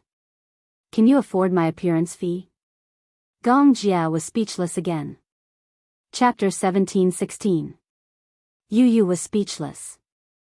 My mommy is getting married. What's there to be sad about? As he spoke, he cast a sideways glance at him suspiciously and asked disdainfully, Don't tell me you have a sister fetish? Gong Jia frowned. Although his Mandarin was good, he had been abroad for many years and could not understand some of the more obscure terms. For example, this sister fetish, what did it mean? Yu Yu disdained him again in his heart and translated it into English. Gong Jia was stunned. Then, he thought about it seriously and replied, a little. Yu Yu was even more disdainful now. In my heart, there are two women in my heart who are the most important in my life. One is your grandmother, and the other is your mommy. Since mommy is the person you love dearly, shouldn't you be happy for her when she finds happiness? Yu Yu said matter-of-factly. Gong Jia was a little disappointed. Will she find happiness? You can't make the decision on this. Similarly, I can't make the decision either. But I think mommy has thought it through carefully before she makes a decision. So, I trust her decision. Yu Yu suddenly sighed and patted Gong Jia's shoulder like an old man. He seemed to empathize with Gong Jia's disappointment. Actually, mommy and daddy are about to get engaged. My feelings are very complicated too. So, I can understand why you feel that way. Gong Jia frowned in confusion. Mixed feelings? Then, Gong Jia's lips twitched and he cast a disdainful glance at him. Don't tell me you have an Oedipus fetish? Yu Yu frowned. Mommy is my baby. She is the most precious treasure in the world. In the back seat of the car, a sister fetish and a mommy's boy looked at each other and sighed. They pitifully licked each other's wounds. Yu opened his heart and complained quietly, "Mommy and I have depended on each other since I was born. No matter how hard the days are, as long as I can be by Mommy's side, I'm not afraid of anything." Gong Jia felt the same way. "Ever since I was born, my sister and I depended on each other. No matter how hard the days are, as long as I can be by her side, I have no fear." Yu's eyes suddenly turned fierce. "But I didn't expect a man to appear out of nowhere." Gong Jia also shared the same hatred. "My sister was snatched away." Yu clenched his fists and said, "This man is obviously trying to steal my mommy. I see him as a love rival." Gong Jia said worriedly, "But he is the man that my sister loves deeply." Yu muttered sullenly, "I still have to call this love rival Daddy." Gong Jia shook his head. "But I don't recognize this brother-in-law." The two of them suddenly looked at each other and stared at each other. Suddenly, they sighed silently and spoke in unison. Then, they hugged each other and licked each other's wounds dejectedly. "I feel like I've lost half my soul when Mommy got married. I feel like I've fallen out of love too, but no matter what, as long as it's Mommy's choice, I'll..." Yu clenched his fists and gritted his teeth. "I'll give her my blessings." However, his eyes were like that of a wounded animal. Gong Jia looked at him. "Yu, should I go to your mommy's engagement party?" "Uncle, forgive me for being blunt. Are you in the late stages of a sister fetish?" Yu asked quietly. Chapter 17:17. Yu paused for a moment and said, "Mommy would definitely want you to be her witness at such an important moment." Gong Jia narrowed his eyes and seemed to be deep in thought. That night, Yu accompanied Gong Jia to drown his sorrows in alcohol. Gong Jia evoked the sorrow that he had hidden deep in his heart. To be honest, he was happy that his mommy was about to get married, but he still felt a little reluctant to part with her. Initially, he had hidden it deep in his heart. However, when he saw Gong Jia licking his wounds pitifully, he was also affected by his emotions. Hence, the uncle and nephew put their arms around each other's shoulders and shared their disappointment. Of course, Yun Shishir did not know that Yu was having dinner with Gong Jia. Yu only said that he had something to do and would go home after dinner. Yun Shishir was still worried, so Yu used Li Hanlin as an excuse and successfully got away with it. As for the other mommy's boy, Xiao Chen, when he found out that his mommy and daddy were getting engaged, he was so happy that he wanted to sit on a helium balloon and fly into the sky. He was so happy. How could he not be happy? From now on, their family of 4 would be happy and harmonious. This was a happiness that he could not even dream of. For dinner, Yun Shishir made dumplings for dinner. She was in a rare mood and thought that since she was free, she would make some dumplings to eat. She had not eaten dumplings for a long time. Speaking of dumplings, Yu's dumplings were the best. She missed them a little. However, now that Yu was not around, she decided to make them herself. In the end, she had not made dumplings for a long time. Moreover, without Yu's guidance, the dumplings she made were strange and refined. Refined meant that ordinary people would not make dumplings like this. Xiao Yichen could not stand it anymore and muttered quietly, "Yu's dumplings are not like this." An arrow pierced through the heart. Yun Shishir clutched her chest and supported her body. It was obvious that she had suffered a great blow. Xiao Yichen fiddled with the dumplings, which were either broken or strangely shaped. She muttered to herself, "Is this thing edible?" Yun Shishir fell to the ground and could not get up. Xiao Yichen said disdainfully, "Sigh, we can't do without Yu at home. Mommy, you should eat noodles instead. Daddy should be back very late today." With that, he sat at the table with a bitter look on his face and complained in his heart, "Why didn't you bring me out for a good meal?" She left him alone at home. He felt stifled. Yun Shishir comforted him. "Xiao Yichen, I'm sorry. Mommy isn't in a good state today. Mommy's dumplings are actually pretty good. It's just that I haven't cooked for a long time. Mommy, you can't rely on Yu too much. I feel like you has spoiled you too much. Sigh. My heart aches for you. Yun Shishir wanted to vomit blood. It seemed like it did. I was wrong. Yun Shishir wanted to cry but had no tears. I'll definitely learn how to do housework properly. Mommy, I was just joking. Don't take it seriously. Xiao Yichen saw that she was disappointed and said nervously, Mommy, you don't have to do housework. You just have to be as beautiful as a flower. Yun Shishir looked at the mess on the table and finally decided to go out and eat ready-made food. Late at night. When Muyaja came back, the two little munchkins were already asleep. Yun Shishir sat on the sofa and quietly read her script while waiting for him to come home. Seeing that he was back, Yun Shishir immediately went up to him and hugged him. Why are you back so late? Chapter 17-18. You've been waiting for me so late again? Aren't you tired? Muyaja lowered his head and stroked her silky hair gently. His lips curled into a doting smile. If you're tired, go to bed first. No, I'll wait for you. Yun Shishir looked up, tiptoed, and pecked him on the lips. She smiled. Anyway, I'm resting tomorrow. So, you're making enemies? Muyaja raised his eyebrows slightly, but his tone was indescribably doting. Yun Shishir smiled and suddenly thought of something. She asked, Have you had dinner? No. Muyaja took off his coat and hung it at the entrance. He said indifferently, I had a meeting until very late today, so I didn't have time for dinner. Then I'll make noodles for you. Yun Shishir said considerately. After saying that, she ran to the kitchen. Muyaja stopped her. No. Huh? Yun Shishir turned around and looked at him in confusion. What's wrong? Aren't you hungry? I'm tired of noodles. Muyaja said helplessly. Yun Shishir was deeply hurt. She seemed to be very passionate about making noodles. It was simple, fast, and ready. Besides, her most perfect cooking skills could only be reflected in making noodles. Indeed, the noodles she made were remarkable. However, no matter how good the taste was, it was inevitable that one would get sick of it after eating too much. Muyaja was especially picky when it came to food. Then, what should we do? Yun Shishir said a little dejectedly, Why don't we go out for supper? It's cold outside. Be good and stay at home. After Muyaja said that, he suddenly stood up.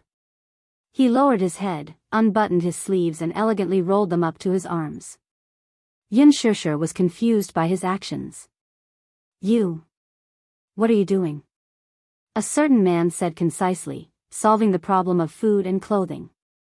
So, you're going to cook yourself? Yun Shishir was a little skeptical. Are you sure your cooking skills are okay? Muyaja smiled and walked into the kitchen. He took some ingredients from the fridge and then took out a knife and chopping board. Yun Shishir followed into the kitchen with a look of suspicion. She still felt like she was in a fantasy. It wasn't that she had never seen a man cook. However, in her impression, Muyaja seemed to have no connection with the word cooking. Could it be that he knew how to cook? Why hadn't she seen him show it before?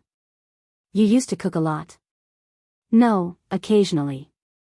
Muyaja cut the onions into rings and washed the ingredients. In the past, he might not be willing to cook by himself, but today, he was in a good mood. After a night of meetings, the board of directors finally passed a case with a unanimous vote. This proposal that had been in a deadlock for several days finally came to fruition, so even if he returned late, he was obviously in a good mood. Since he was in a good mood, it was rare for him to want to cook himself. Yun Shishir stood at the side and watched curiously. Although she was still skeptical of this man's cooking skills, she had to admit that his cutting skills were very professional. Could it be that he had practiced before? Or was he just deliberately mystifying things? Yun Shishir stood at the side and watched silently. Why did she feel that a well-dressed man in a clean, snow-white shirt and slim-fit trousers standing in the kitchen with a knife in his hand looked out of place no matter how she looked at him?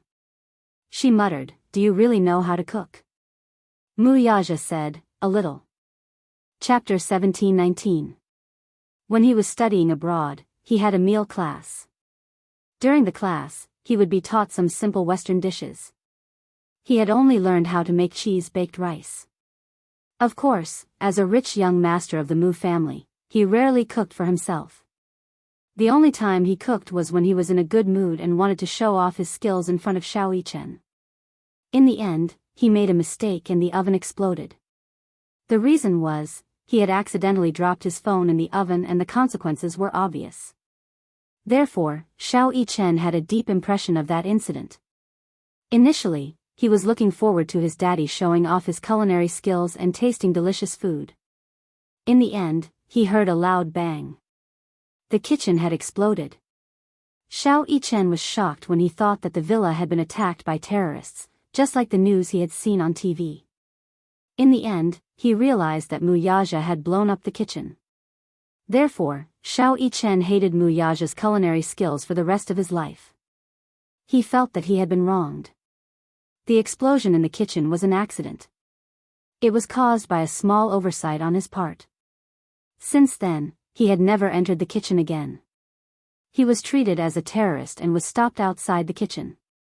Today, he was in a good mood and decided to try the cheese-baked rice again.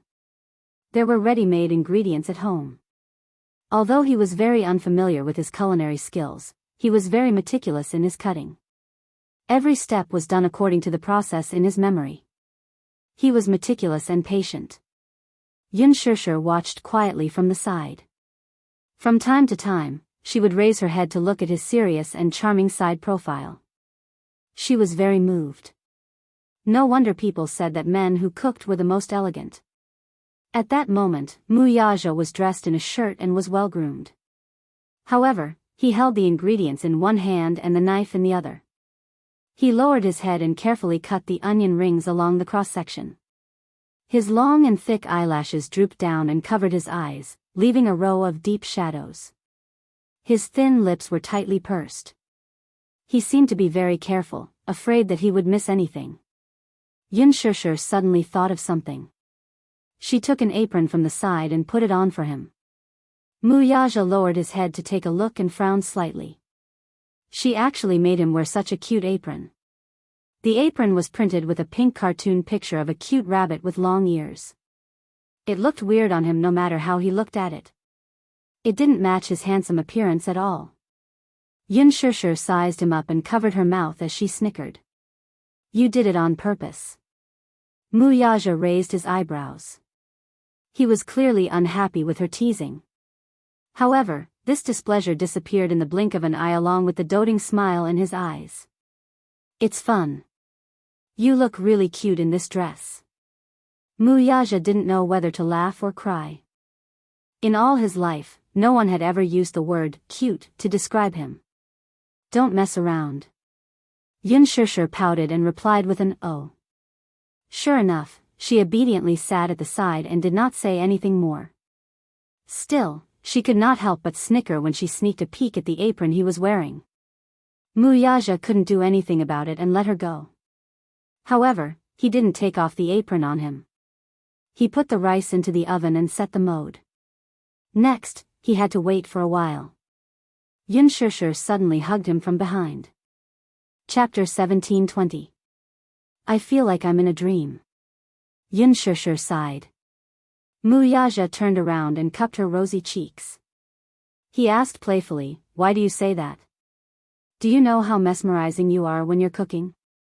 She buried her little face in his chest, raised her eyes, and blinked at him. On her delicate face, there was a sweet smile. The generous praise fell into his ears, and he naturally enjoyed it to the extreme. Mesmerizing? Mu Yaja's lips curled into a smile. Yun Shishir suddenly thought of something and took his hand to the bedroom.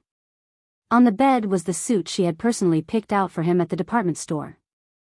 She held the handbag in front of him and instructed, try it on. I bought it for you. See how it looks on you? She paused for a moment and said proudly, I just got paid. Half of it was spent on this suit. Mu Yaja knew very well that the salary she was talking about was the remuneration from the movie and the endorsement fees from the advertisements. He couldn't help but laugh. This silly woman. Armani's custom-made suits were usually very expensive. Most of his suits were custom-made and were more particular than the suits in the department store. Usually, the suits in the department store wouldn't catch his eye. However, since she had personally picked it out, it was a different story. As long as she picked it out, he would like it. The suit was a complete set with a shirt, trousers, and tie. Muyaja changed into it. Surprisingly, her taste was quite accurate. The suit fit well and was neither too big nor too small. He bent down and elegantly tidied up his sleeves. Yunshishir immediately went up to him and carefully tidied him up. From the tie to the sleeves to the diamond brooch on his chest, she was very careful and very serious. It's done. Yunshishir looked up and took a few steps back. She looked at him with her hands behind her back. The more she looked, the more she liked him. She couldn't help but praise herself. My taste is really good. You look really good in this. Muyaja raised his eyebrows and walked up to the mirror.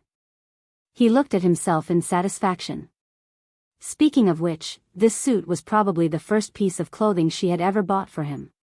When he wore it, it fit him perfectly and made him look extremely elegant. She was very meticulous when it came to choosing clothes. From the fabric, to the style, to the details, she paid a lot of attention to everything. Even someone as picky as Muyaja was very satisfied with this suit. However, in reality, he was a standard clothes hanger. No matter what suit he wore, it would fit him perfectly. Clothes make the man, but when it came to him, it didn't seem appropriate at all. No matter what kind of clothes he wore, he would always look elegant and noble when he wore them. Yunshishir looked at it. The more she looked, the more she liked it. She smiled and asked, "How is it? What do you think of my taste?" "Not bad." Muyaja commented sincerely. "When we get engaged, you'll wear this, okay?" Yunshishir asked tentatively, but her heart was beating like a drum. She didn't know if Muyaja would agree to it or not. She had spent 2 million yuan on this suit, but in reality, to him, most of the clothes he wore were very expensive. This price was not considered high-end. She didn't know if he would be interested in the clothes she had bought with his picky taste. Rummaging through his wardrobe, even the lowest quality suit was worth a few million yuan. Chapter 1721. From the bottom of her heart, she really hoped that he would wear the suit that she had personally picked out for their engagement ceremony and appear on such an important occasion. But, she was afraid that he would feel that this suit was beneath his standards. She did not expect Muyaja to agree so readily. Okay. He agreed so quickly that she found it hard to believe. You agreed so quickly? Yunshishir was a little overwhelmed by the favor and looked a little surprised. Why? Muyaja adjusted his tie in front of the mirror and smiled deeply. Wearing the suit that Madame personally picked out for the engagement ceremony is more meaningful, isn't it? Do you like it? Yunshishir wanted to test his feelings. After all, she hoped that he would sincerely like her taste. I like it. Really? Yes. I like it very much. Yunshishir's eyes lit up instantly. She looked him up and down and was as happy as a little bird. He nodded and said that he liked it. To her, it was the greatest affirmation. As long as you like it. What's important is that it suits your feelings. I'm very satisfied. She held his shoulders again, not allowing him to object. Looking left and right, she was satisfied no matter how she looked at him. So good looking. My hubby is really a clothes hanger. No matter what clothes he wears, he looks good. Muyaja had the standard golden body ratio, which made her extremely jealous. Suddenly, the two of them smelled a burnt smell from the kitchen. Yunshishir's heart skipped a beat and she was shocked. Oh no. Oh no. Muyaja's expression changed as well. Yunshishir anxiously rushed to the kitchen, opened the oven, put on a pair of gloves, and took out the cheese rice. The burnt smell became more obvious and pungent. She frowned, only to see that the cheese rice was burnt. Clearly, the baking had failed. She was instantly annoyed. Muyaja walked into the kitchen and also smelled the burnt smell.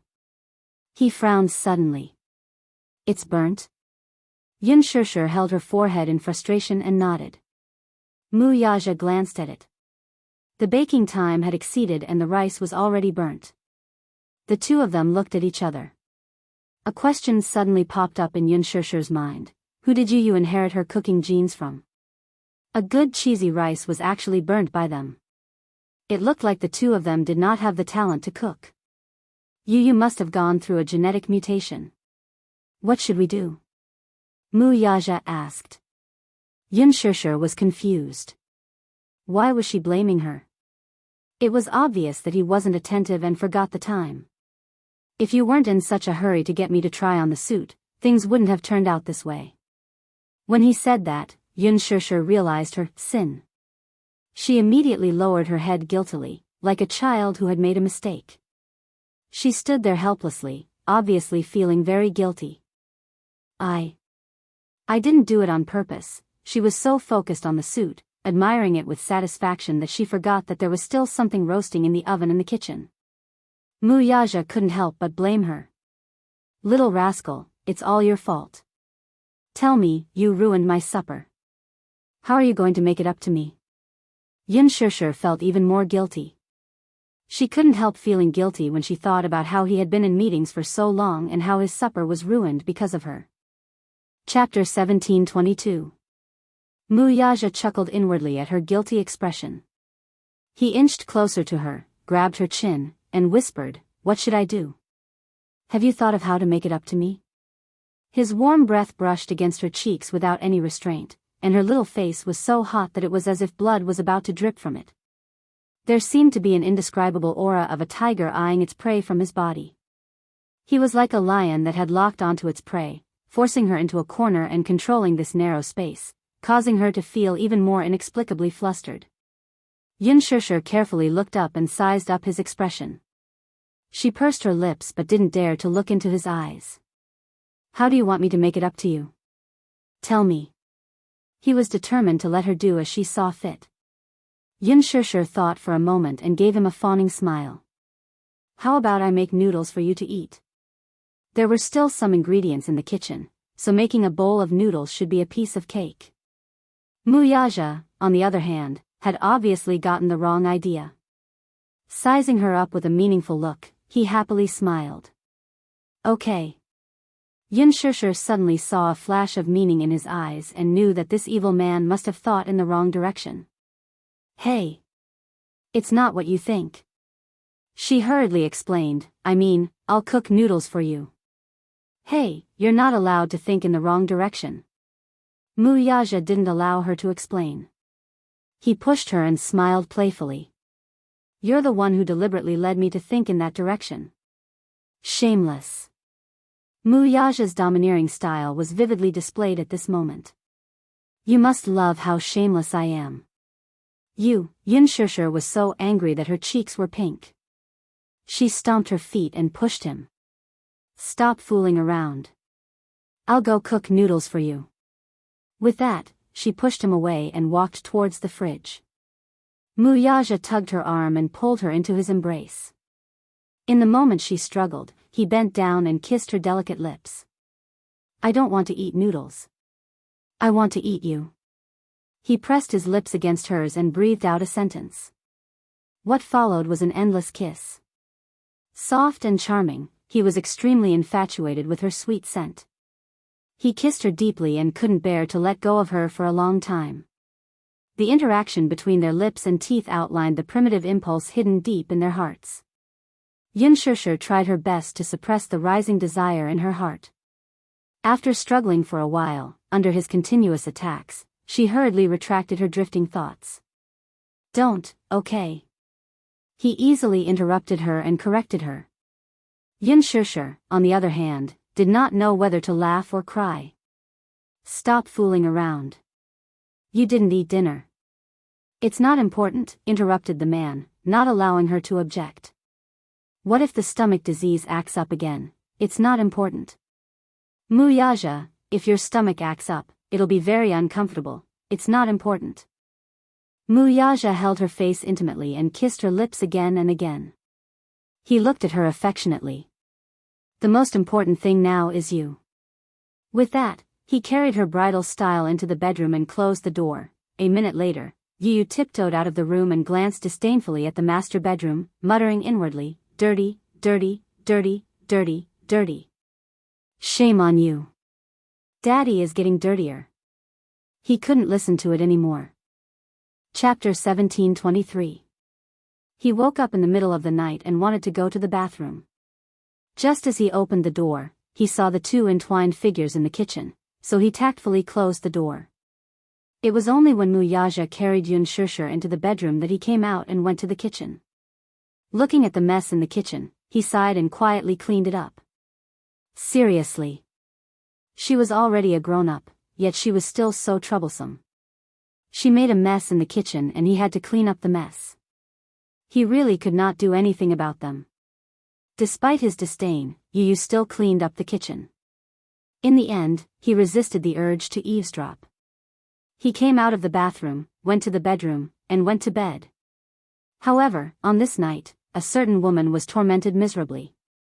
A certain energetic man was not willing to stop until the wee hours of the morning. She was so tormented that her toes were trembling when she got out of bed.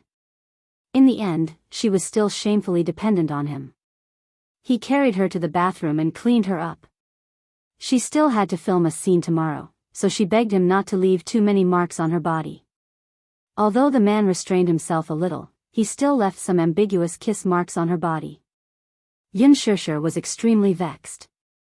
She only felt that tomorrow, she would have to sneak into the room with the props and costumes, just like before.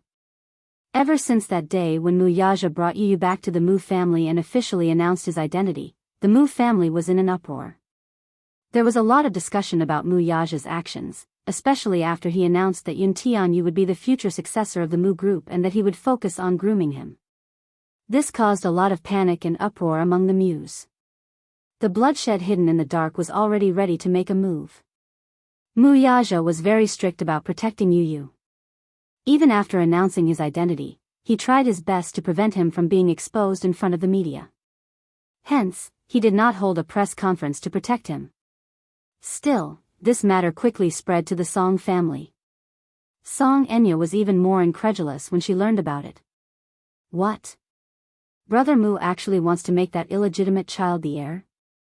Then, wouldn't that allow Yun Shishir's scheme to succeed? In Song Enya's eyes, Yun Shishir was an extremely scheming woman. On the surface, she looked innocent and harmless, like a pure and innocent little bunny. However, it was often people like her who were the most unfathomable. She had used the opportunity of surrogacy to give birth to 2 children. She had secretly kept one of the children by her side and nurtured it. Now that the child had been recognized by the Mu family and had been made the heir, it was only a matter of time before she was recognized by the Mu family. Wasn't this exactly what Yun Shishir wanted? Wasn't all of her painstaking planning for this day? Just like the royal family in ancient times, if her son was made the heir, then wouldn't she be able to fly up the tree and become a phoenix? Oh my God! What a flawless plan! This Yun Shishir's methods were really impressive. Half of her ambition had already been realized.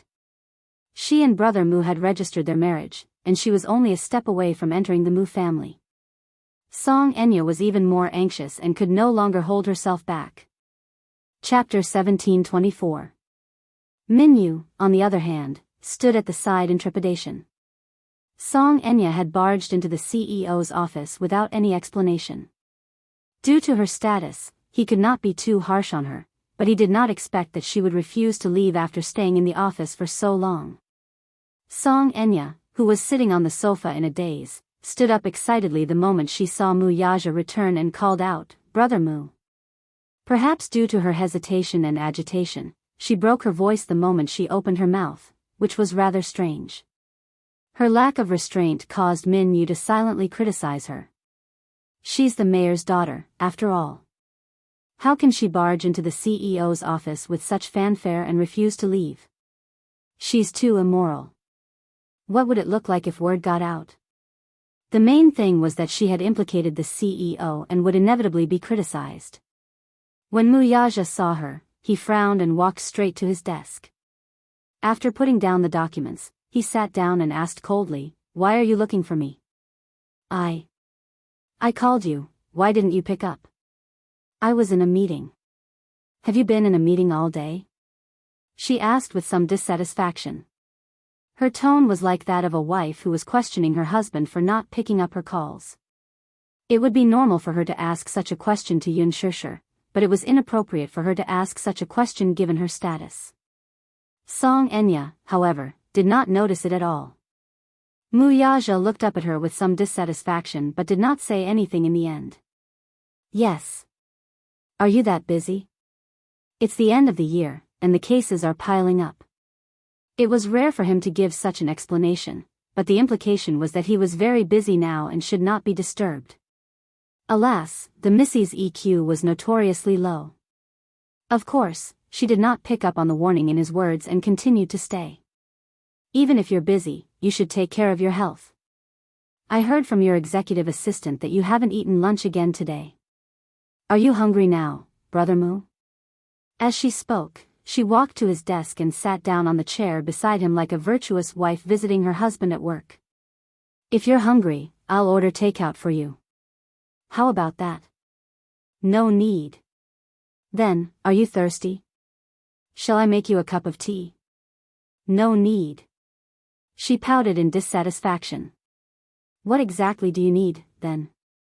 Muyaja looked up at her and said meaningfully, "I need silence." Song Enya felt awkward the moment she heard that. After a long silence, she said with some grievance, "I don't want to disturb you at work, but there's something I need to hear from you personally."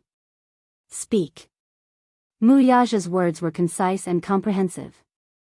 She pondered for a moment before carefully probing, "Brother Mu, are you married to Yun Shishir?" As soon as she finished speaking, she saw Muyaja's expression darken. A cold glint flashed across his eyes.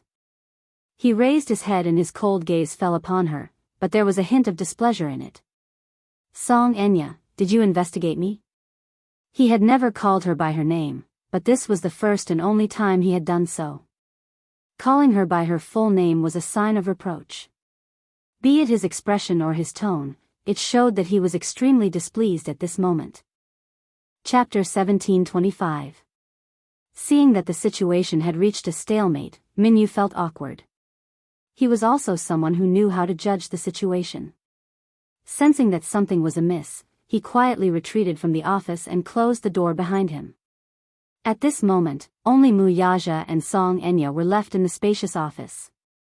Without the presence of an outsider like him, Song Enya completely put down her airs as a missy and begged for his forgiveness. "Brother Mu. I'm sorry. Don't misunderstand, I didn't investigate you on purpose." Song Enya explained helplessly in an attempt to appease his anger. However, Muyaja's face grew colder as he looked at her. His cold gaze made her feel somewhat unfamiliar. Muyaja's thin lips parted slightly, but his tone was extremely cold. "If you didn't investigate on purpose, then you investigated me." Song Enya found it hard to defend herself. She bit her lower lip, feeling conflicted. Muyaja coldly said, "Song Enya, I'm warning you, whether I'm married or not, and who I marry, is none of your business. If you have the energy, spend it on other things." "Brother Mu, how can you say that?" Song Enya was angry and aggrieved. Her eyes were red and moist as she glared at him with tears in her eyes. "I'm just concerned about you." Muyaja reprimanded in a deep voice, "I don't need this kind of concern."